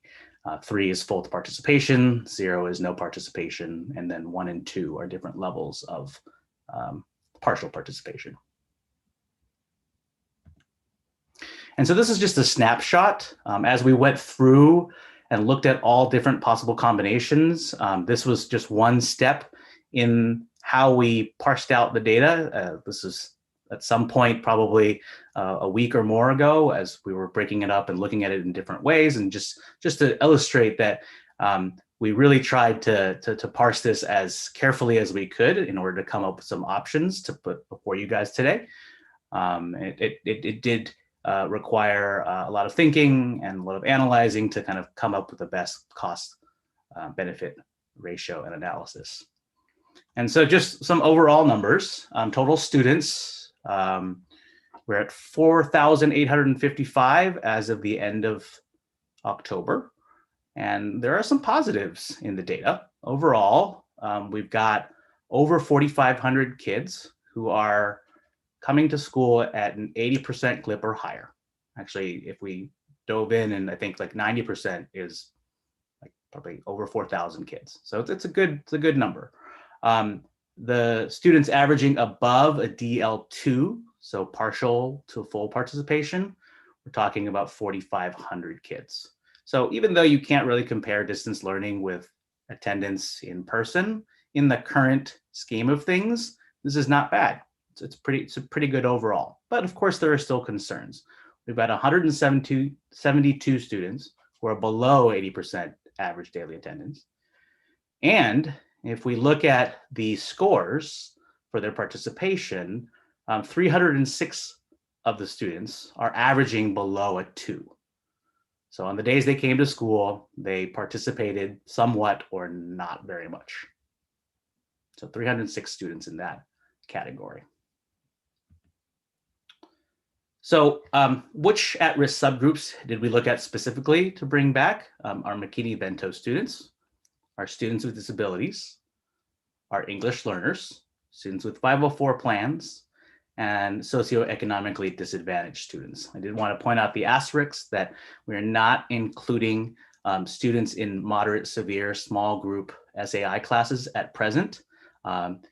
Their specific requirements and needs will be met in other ways via the special education department.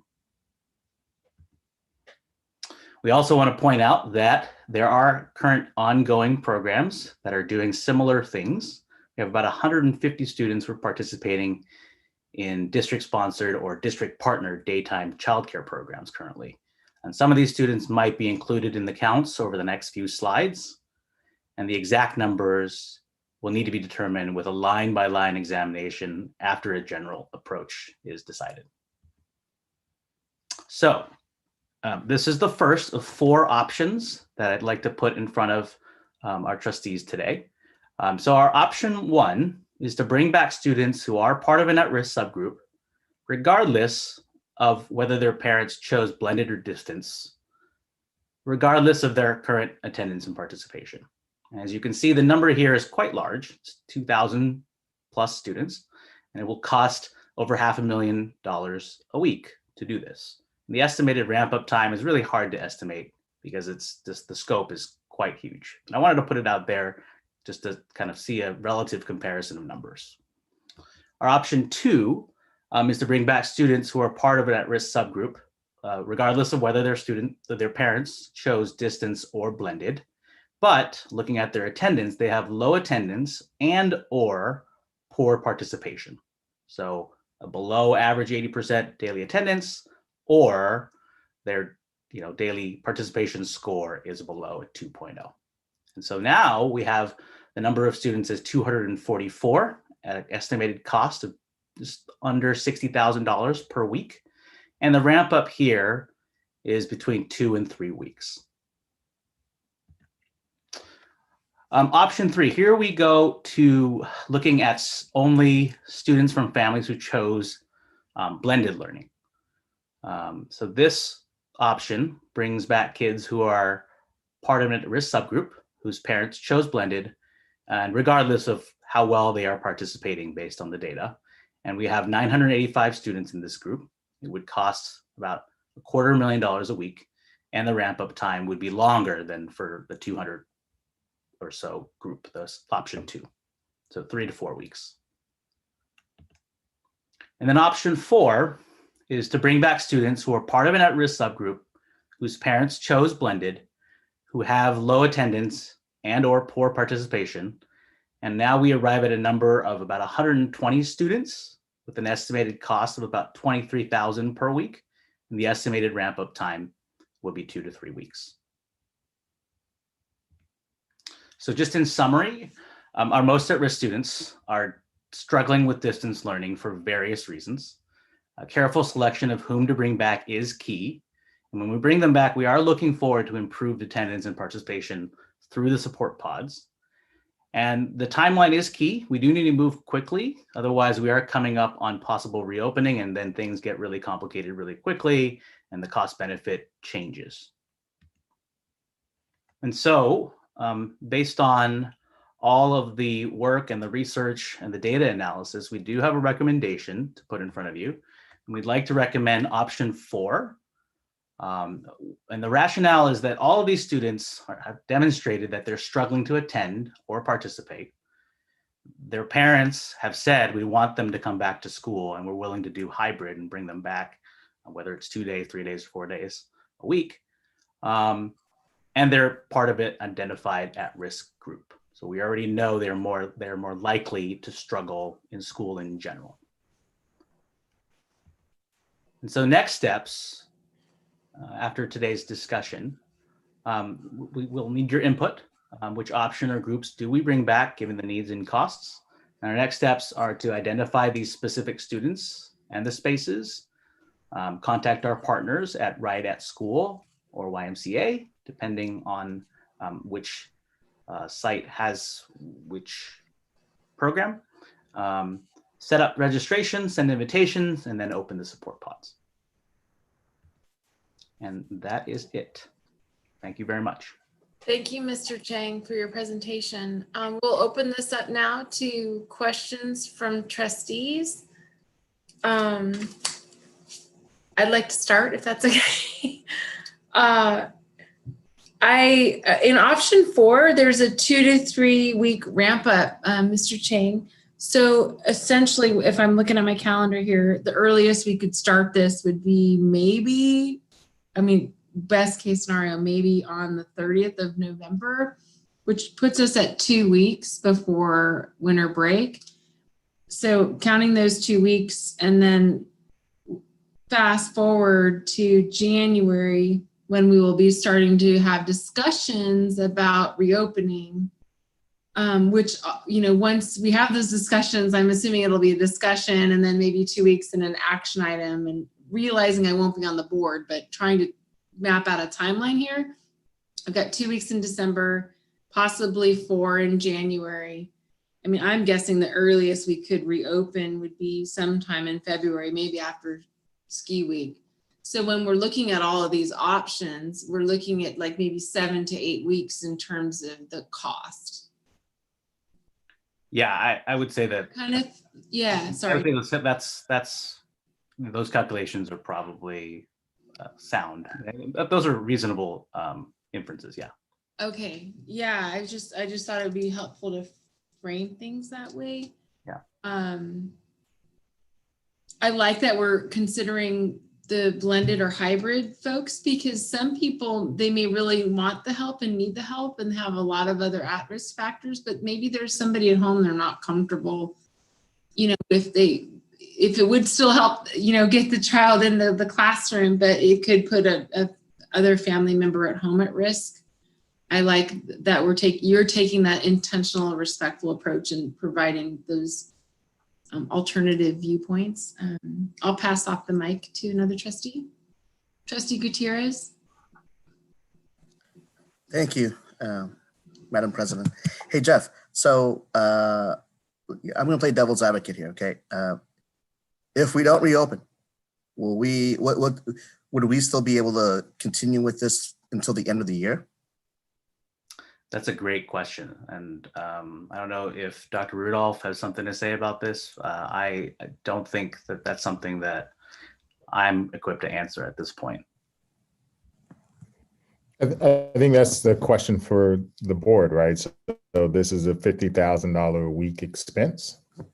And so, we're following board's direction to create learning pods to meet the needs of students that were at risk. We looked at all the students at risk and sort of came to a determination that, we felt like this was the best approach. Considering that we're not at the point of reopening. Obviously, if we enter reopening, then the cost disappears or goes down, but this is sort of where we are right now. So I think the total cost, it was probably going to end up being a $1.5 million expenditure over the course of the full year. So if you're looking for a per pupil expense,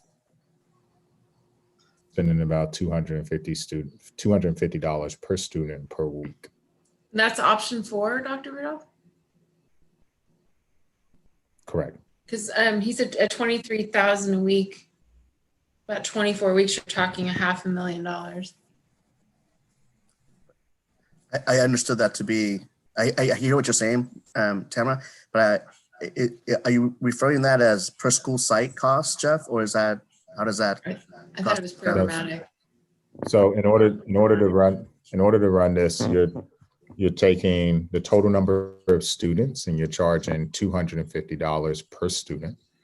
And so that's where you're getting the numbers around. So when we first did the calculation, it was 233. Jeff, are we at 260 now? No, so if we go with option 4, It was 23. we have the 23,000. So Oh, okay. yeah, so between 23 and 30,000. If you go with 250 per student, then it's I think 30,000. But it's a little bit less than that. So yeah, we're in the ballpark of the high 20s. Okay, so yeah, you're looking at between 500 and 700 for 6 months, let's just say, cumulative. With winter break, April break, and if you started as soon as possible. So just a follow-up question, and this is my last one. Thanks, everyone. Dr. Rudolph, if we're going to look at this as a possible, and I'm like in Tamara's situation, like we're not going to be here in a few weeks. So just trying to get a feel for this and set this up for the next board and for the community to understand. If we were to not reopen and decide to have this run through the end of the year, do we have the money for that, or would we then look at alternative options of funding and possibly need to dip into the reserves if we don't have the money? So we have the money to pay for it. It's going to come at something else will give. And so you just need to be mindful that, this will be a one-time expense of 1.5. It'll bring our reserves down. I mean, the money does exist. So it is there, but something else will have to give next year. Okay, thank you for that clarification. That's all I have. Thank you. Trustee Wheeler? Yeah, so I'm glad that, one, you presented us with a number of options. That's one of the things I always like. Another is I'm glad we're being aggressive about helping or choosing to help our most vulnerable students. I don't know if you can talk to us because of teacher negotiations about why we're looking at this instead of teachers and aides, having these children in their own classrooms. So I think this is a stopgap measure until we're able to bring students back. And considering that when we started working on this plan, we had just announced that we were going to remain closed at least until January. At the same time, we are working on reopening with our teachers, but without knowing, today, and I know the county has been lagging behind the nation, which is a good thing, but today was the highest total of COVID cases, across the board. So we don't know where we're going to be at when we get closer to January. Doesn't mean that we won't, if the county keeps trending the way it does, then we should be able to reopen. We are working on negotiating or finalizing the MOU, and we should have that soon. You know, but the board was very clear with your direction that you wanted us to find a way to support students who are at risk. And so this is our solution to support the students who are at risk. That allows them, it doesn't, again, these students are still being distance learning. The only thing you're doing is you're getting them out of the house and you're putting them into, as we've mentioned, sort of a study hall, and we prioritize the kids who are showing the greatest area of need based off of the data that we have, whether it's participation or whether it's average daily attendance.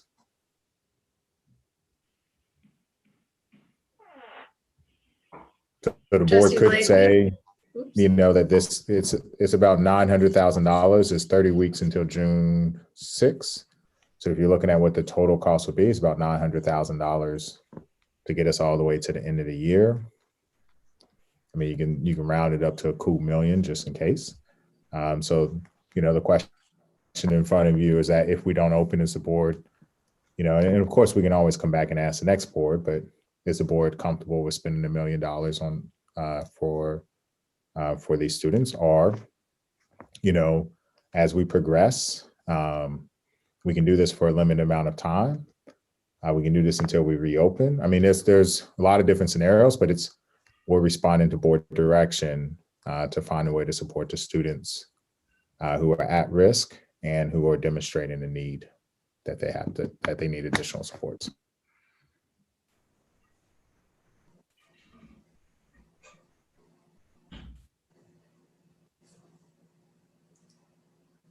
So Trustee Blakely, your hand was up?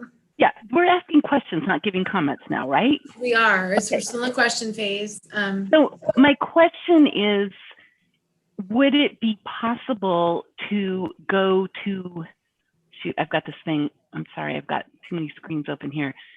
In option 2, there were 244 students. That included all the ones, both the ones, the kids that were struggling, but both the ones that it selected blended as well as distance. And I'm wondering whether it would be possible to go back to the families, those specific families who had selected distance, and say, we know you selected distance, you know, we will honor that all day long, but we are going to be providing these pods for some kids. Would you be interested in sending your kid to the pod? And, you know, so that they would get the option to do it. Sure, that is literally what we would do if we chose option 2, because it's always going to be an offer, right? We're not going to force kids back whose parents are not comfortable sending them back, and so I guess one way to look at this is that if we go with any of these options, that's the maximum number of students that would come in, right? And I think it's reasonable to assume that it will not be that number.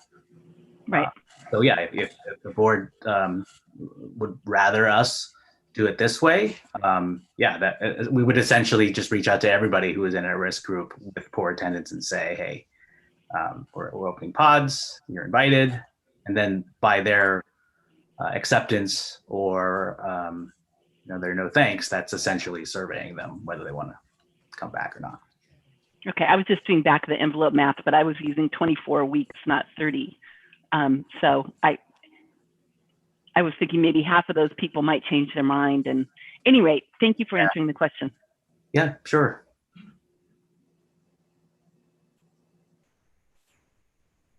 Other questions from trustees? My questions have been answered.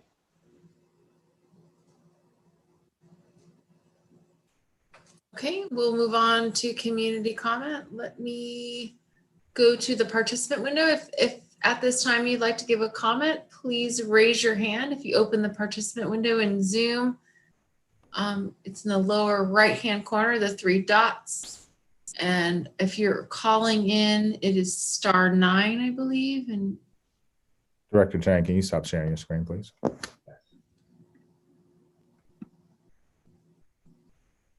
I'm not seeing hands go up. Do we have any? We don't have community comments on this item. We do. We have one that was emailed in. Thank you.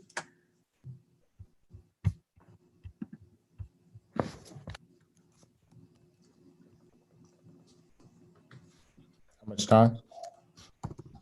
Oh, we'll do I think we were doing 2 minutes before, even though we said 3.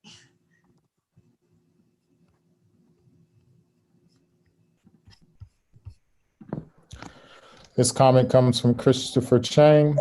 Dear Board of Trustees, for your commitment to help students most in need during this pandemic. Each of your current options rely on third-party providers supervising the students while instruction remains fully virtual. Many students will still fall behind if they are asked to learn solely from a screen, even if on campus. I urge the board to explore pilots to bring small groups of voluntary district teachers on campus to begin building institutional knowledge on reopening. Reopening isn't just getting PPE and testing in place. Though those are part of it, teaching under safety guidelines is a whole new world for teachers. Pilots allow you to train teacher leaders to support the rest in the future. If the board decides to go with third-party providers, at the very least, ensure those vendors provide health care to their workers' families, and also sick leave. It would be unconscionable otherwise. Related, I hope the school update on how can distance learning be improved for long-term implementation, especially in the middle schools where engagement has dropped. Investing in MVWSD's talented teachers by tasking the funding teachers to improve remote learning can spark new innovative skills and project-based learning and ed tech that will pay dividends beyond this pandemic.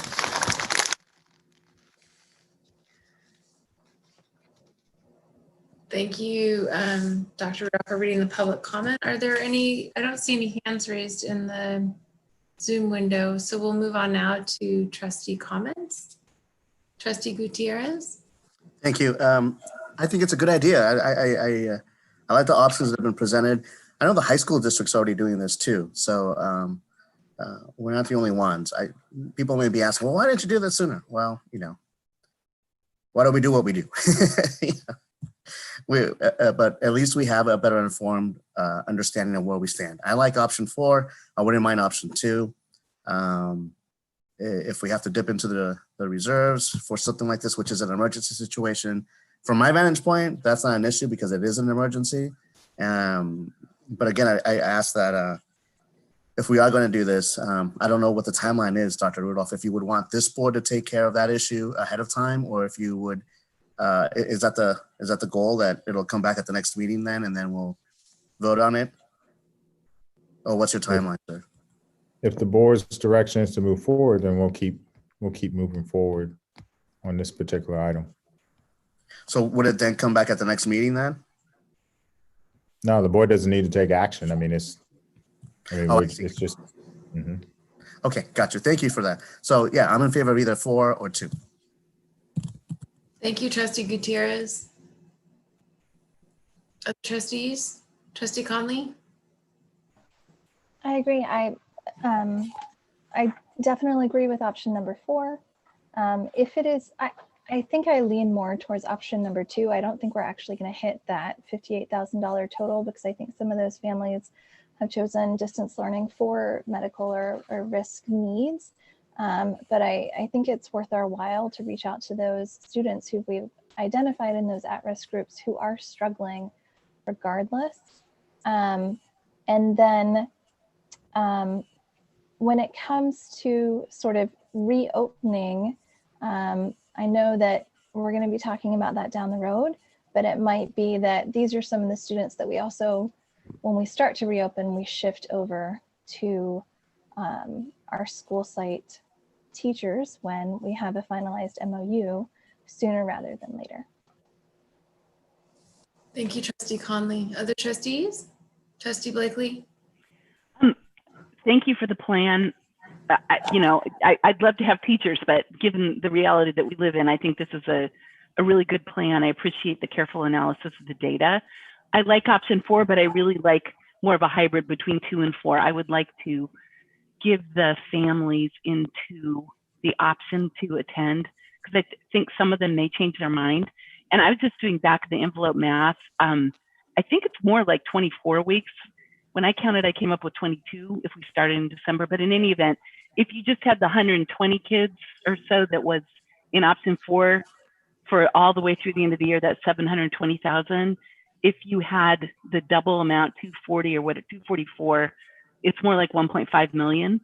And so I was thinking, well, maybe you have about half of those kids might want to come, be 180, and 180 kids, and that's just over $1 million. And I agree with Trustee Gutierrez. I mean, I don't want to spend money like a drunken sailor, but I think this is money well spent on kids that are not getting the benefit of the distance learning in its current form. And I agree with Trustee Gutierrez that this is the type of thing that in COVID, it's a one-time thing. It's a, you know, this year can't get any crazier, but I think this is the time to dip into the reserves if we really have to. So thank you for presenting the options, and I look forward to getting this up and running in 2 or 3 weeks. Thank you, Trustee Blakely. I'll just say this is really a great presentation in terms of giving us the options and really parsing out by group. I think it's very clear that board direction was heard and like you've come back to us with some really great data. I agree with Trustee Blakely in that the weeks that I calculated were a lot lower, and that once you go back and ask the question of distance versus hybrid, the conversation's a lot different, because I think distance versus hybrid was for the whole school community, and realizing that parents may now have the option to say, well, it's a much smaller subset of people, it could change their comfort level, you know, outside of the fact that some are just an absolute no for other very valid reasons. So I am the same between options 2 and 4. I think the numbers we'll have to take a look at, but I really think we've been committed to trying to bring back and help our most vulnerable kids.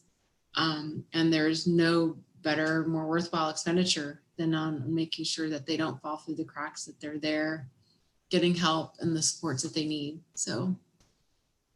Madam President, I don't know if Ellen chimed in. She hasn't.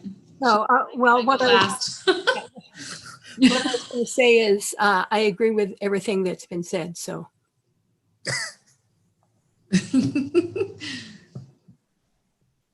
So I think, do you have clear enough direction, Mr. Chang, to go forward with the analysis and proceed? Yes, thank you. I think what it sounds like to me is that you guys would like us to get input from the families in option 2 before proceeding. So essentially we can proceed with option 2 and see where the numbers lie after we make the offers. Yes. Okay. Thank you so much. Thank you. All right, we're going to move on now to item C, which is development of an equity committee. Trustee Conley.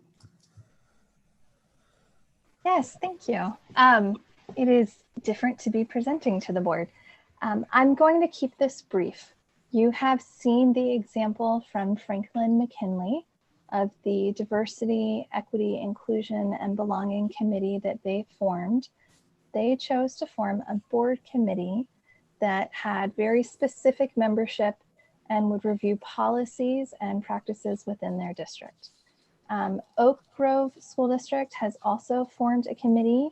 They, instead of having a board committee, ended up creating, my understanding is, a district committee that has about 50 people on it, but has subgroups who are working on kind of the same issues, but they can break out into teams.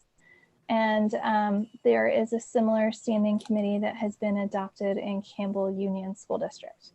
Now, the reasoning behind creating a committee like this, when we go back and we look at the resolutions we have passed this last year, especially, we heard a community member earlier this evening speaking about our anti-racism resolution that we passed at the end of the last school year. We have a role as an anti-racist organization in making sure that all of our community members, staff, parents, students, and neighbors, broader community members feel included and are treated equitably within our district.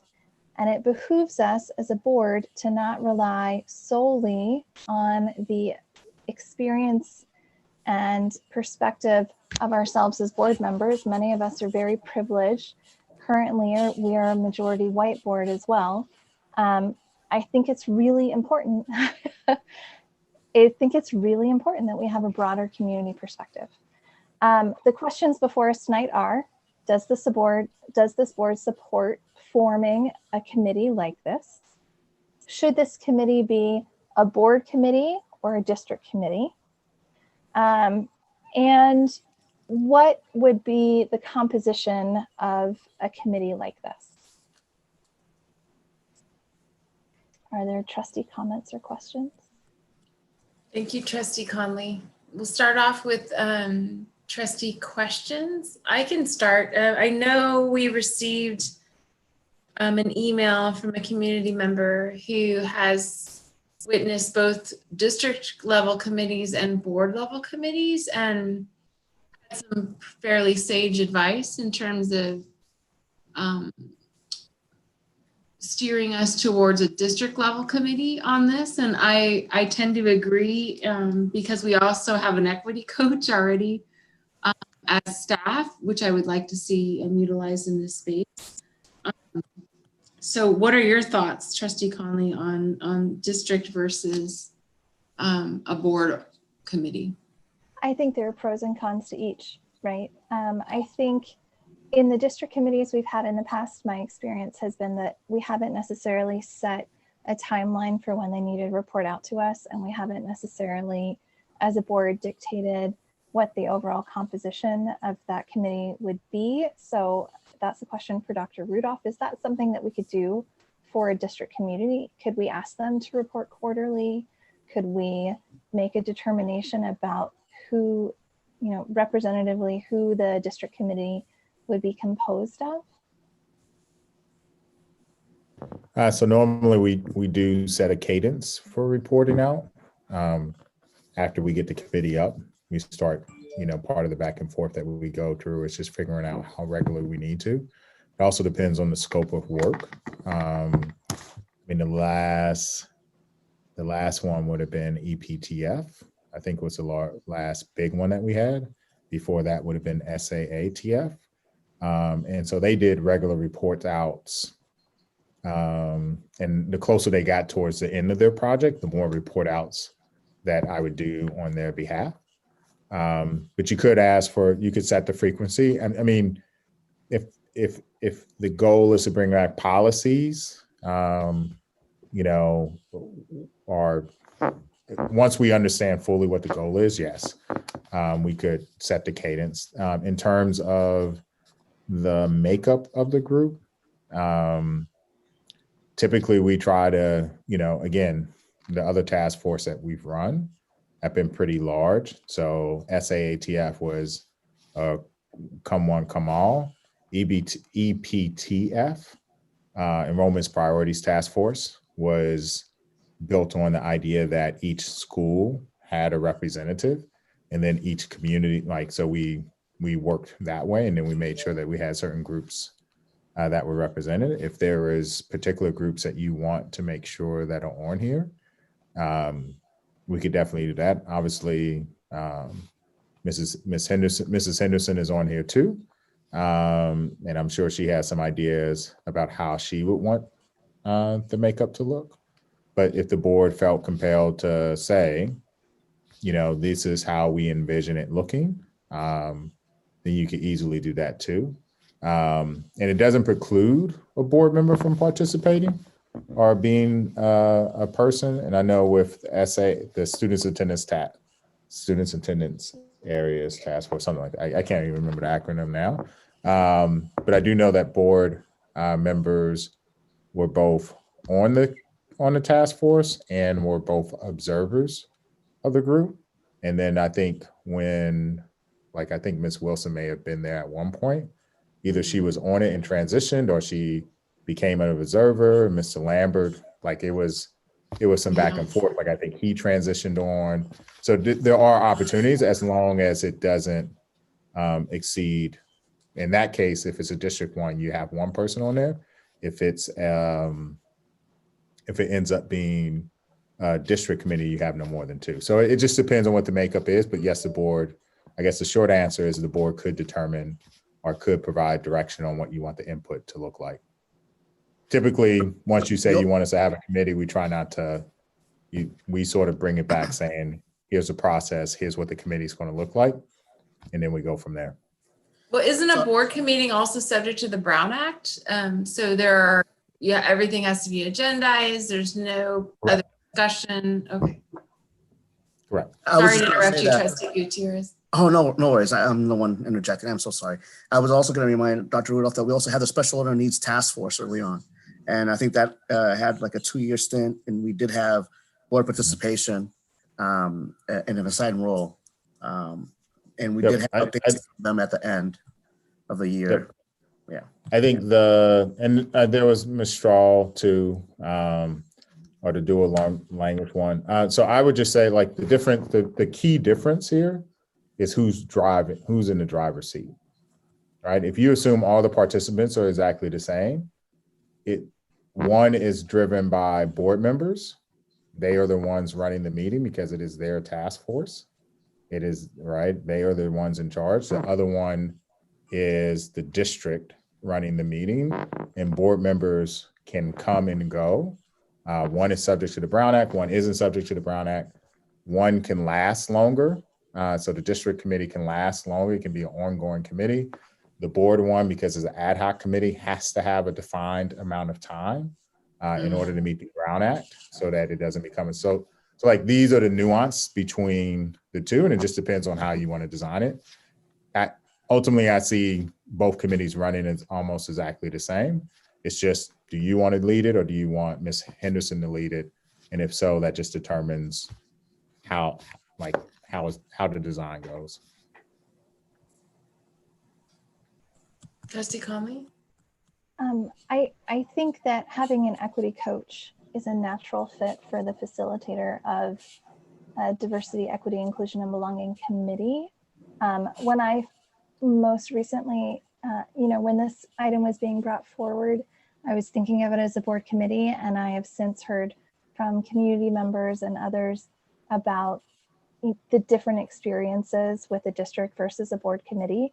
I think what I would really like to see, though, is a regular reporting schedule that the board gives a little bit of an outline that the committee can take and run with about what the content of the work will be, and that there's a distribution of who actually serves on the committee. So I think having 2 community leaders from outside our school district, as Franklin McKinley did, make sense.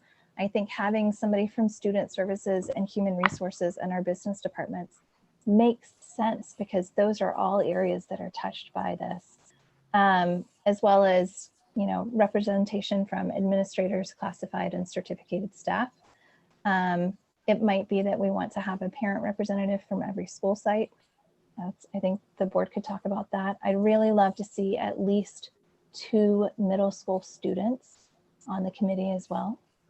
But I'm open to discussion about how we figure out how this works.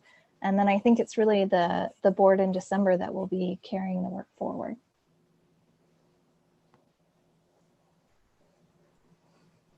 Trustee Gutierrez? Oh, hey, Devin, haven't said that. Why don't you just wait until you get the new board?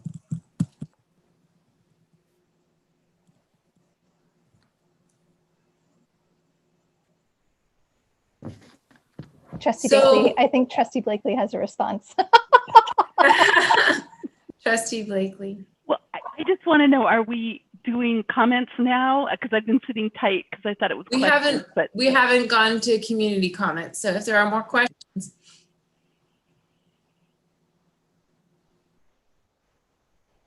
Okay, I don't see any. Are there questions from the community members on this item? If you could use the raise hand function in the participant window. I'm not seeing any hands up. We'll open it up now to trustee comments.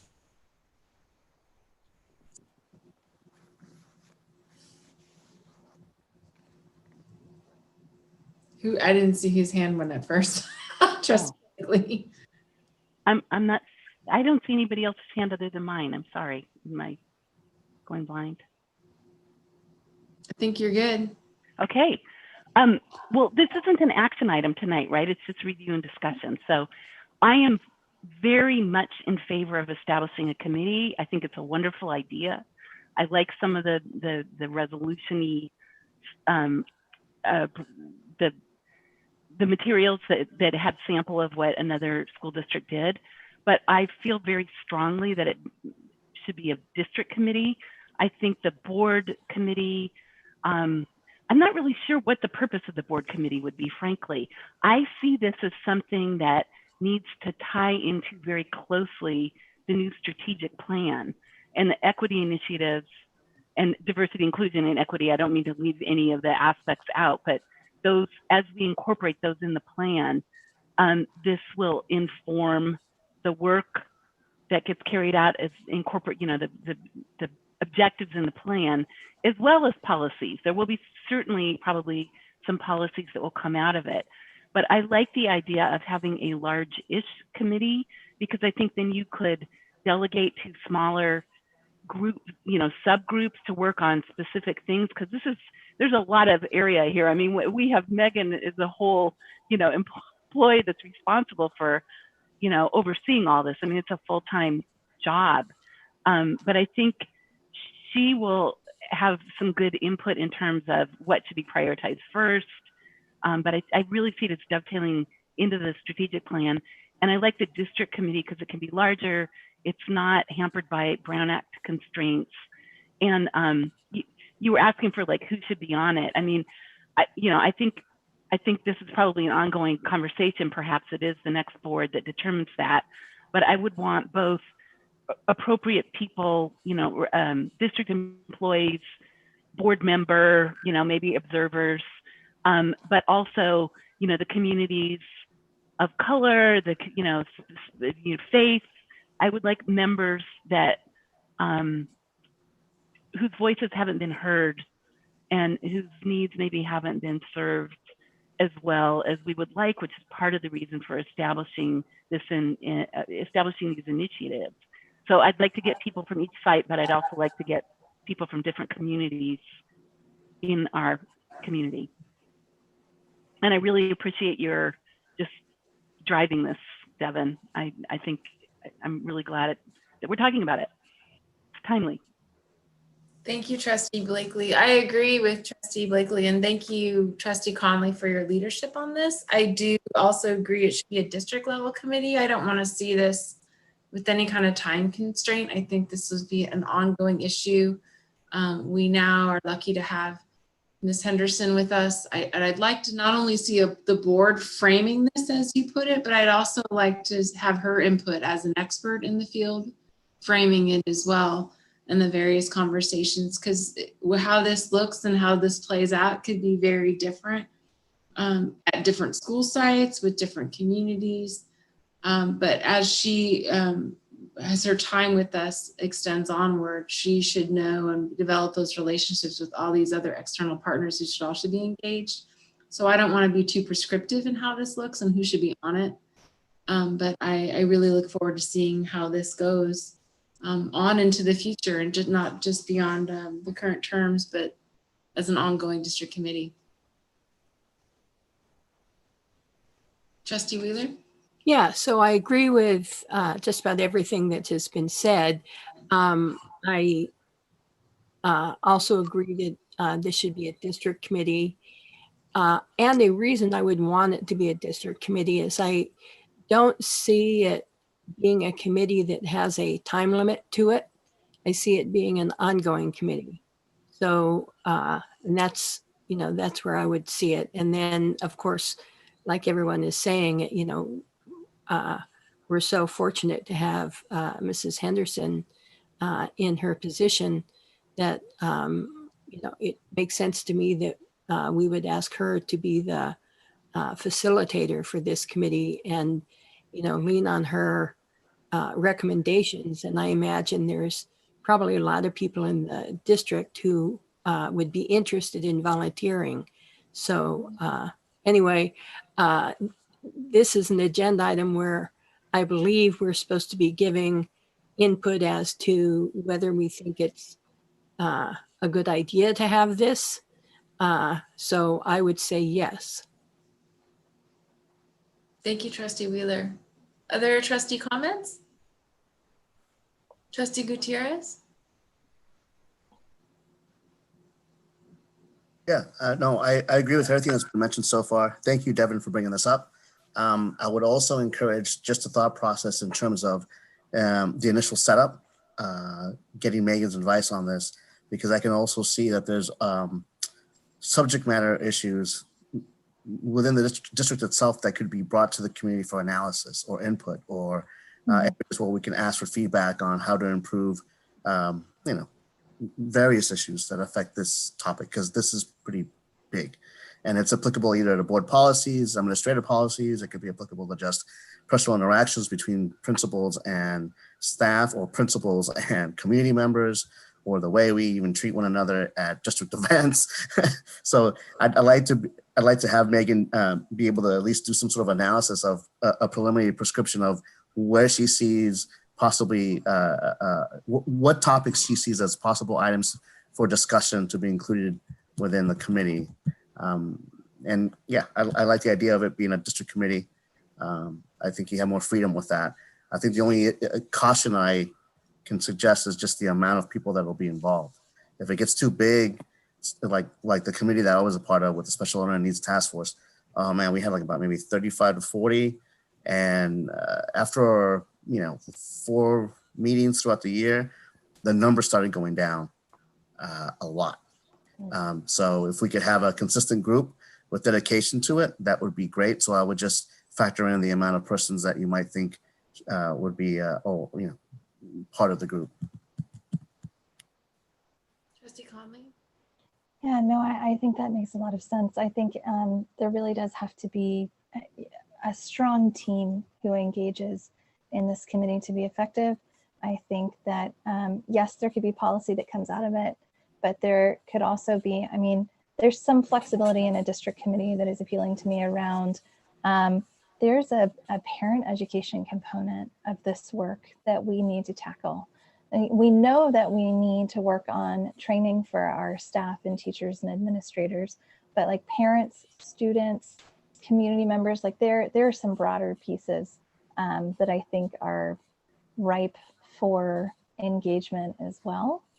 And this is a good time to go about this work because it's salient in our community. We can get buy-in at this moment, and we should take advantage of that.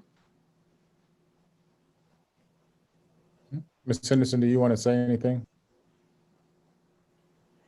Hi, yeah, thank you so much, Trustee Conley, for bringing this to the forefront. And I fully support it being a district committee because I'm eager, as I know so many people in this community are, to vertically align this work, so to get people's input. And I personally know a lot of really gifted educators in the community who also share the same passion for diversity, equity, inclusion that I do. And so I think getting people involved and drawing upon their wealth of knowledge is going to really benefit the process as a whole. And I'm also excited to bring a few options to you about different ways that we could structure this. So that is definitely a possibility and something that I heard a couple of trustees wanting to see. And so I look forward to bringing a few of those different structures and options to you in the future. Thank you, Ms. Henderson. I think the direction's pretty clear on this one. I don't know what the next steps are, but I'm sure we'll be hearing back from both Ms. Henderson and Dr. Rudolph on the next steps. Okay, and we'll move on now to board updates. Do you have any updates? Trustee Gutierrez? Yes, I have updates. I have several updates. I'm going to filibuster until 11:30. I woke up early this morning and then I had breakfast. And then, no, I'm just kidding, man. No, the only thing I wanted to say is I wanted to thank everyone on DLAC.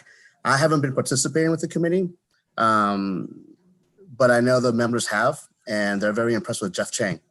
And I look forward that whoever's going to be my replacement on that committee, take the time to listen and understand different perspectives. It's a great group to be a part of. And I just wish everyone well on that front.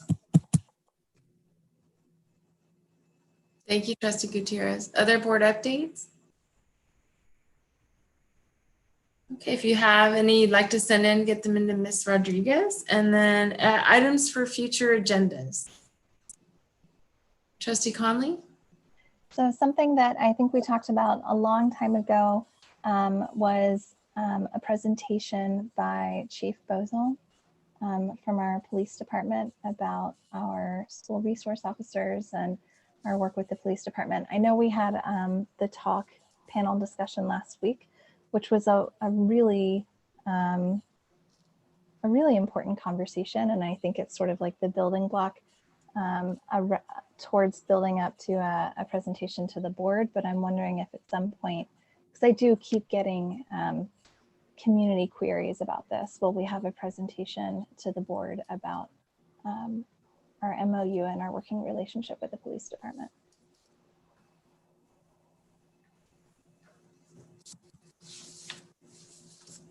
Can we put that on the parking lot area of our planning matrix so we can maybe reach out to Chief Bozell and our school resource officers to see if they can put together a presentation, an informational presentation for the trustees? Thank you, Trustee Conley. And now future board meetings. We have the list here. We will strike out December 10th and put in December 14th in future agendas. And with that, at 11:23, we will adjourn this meeting of the Mountain View Wisconsin School District Board of Trustees.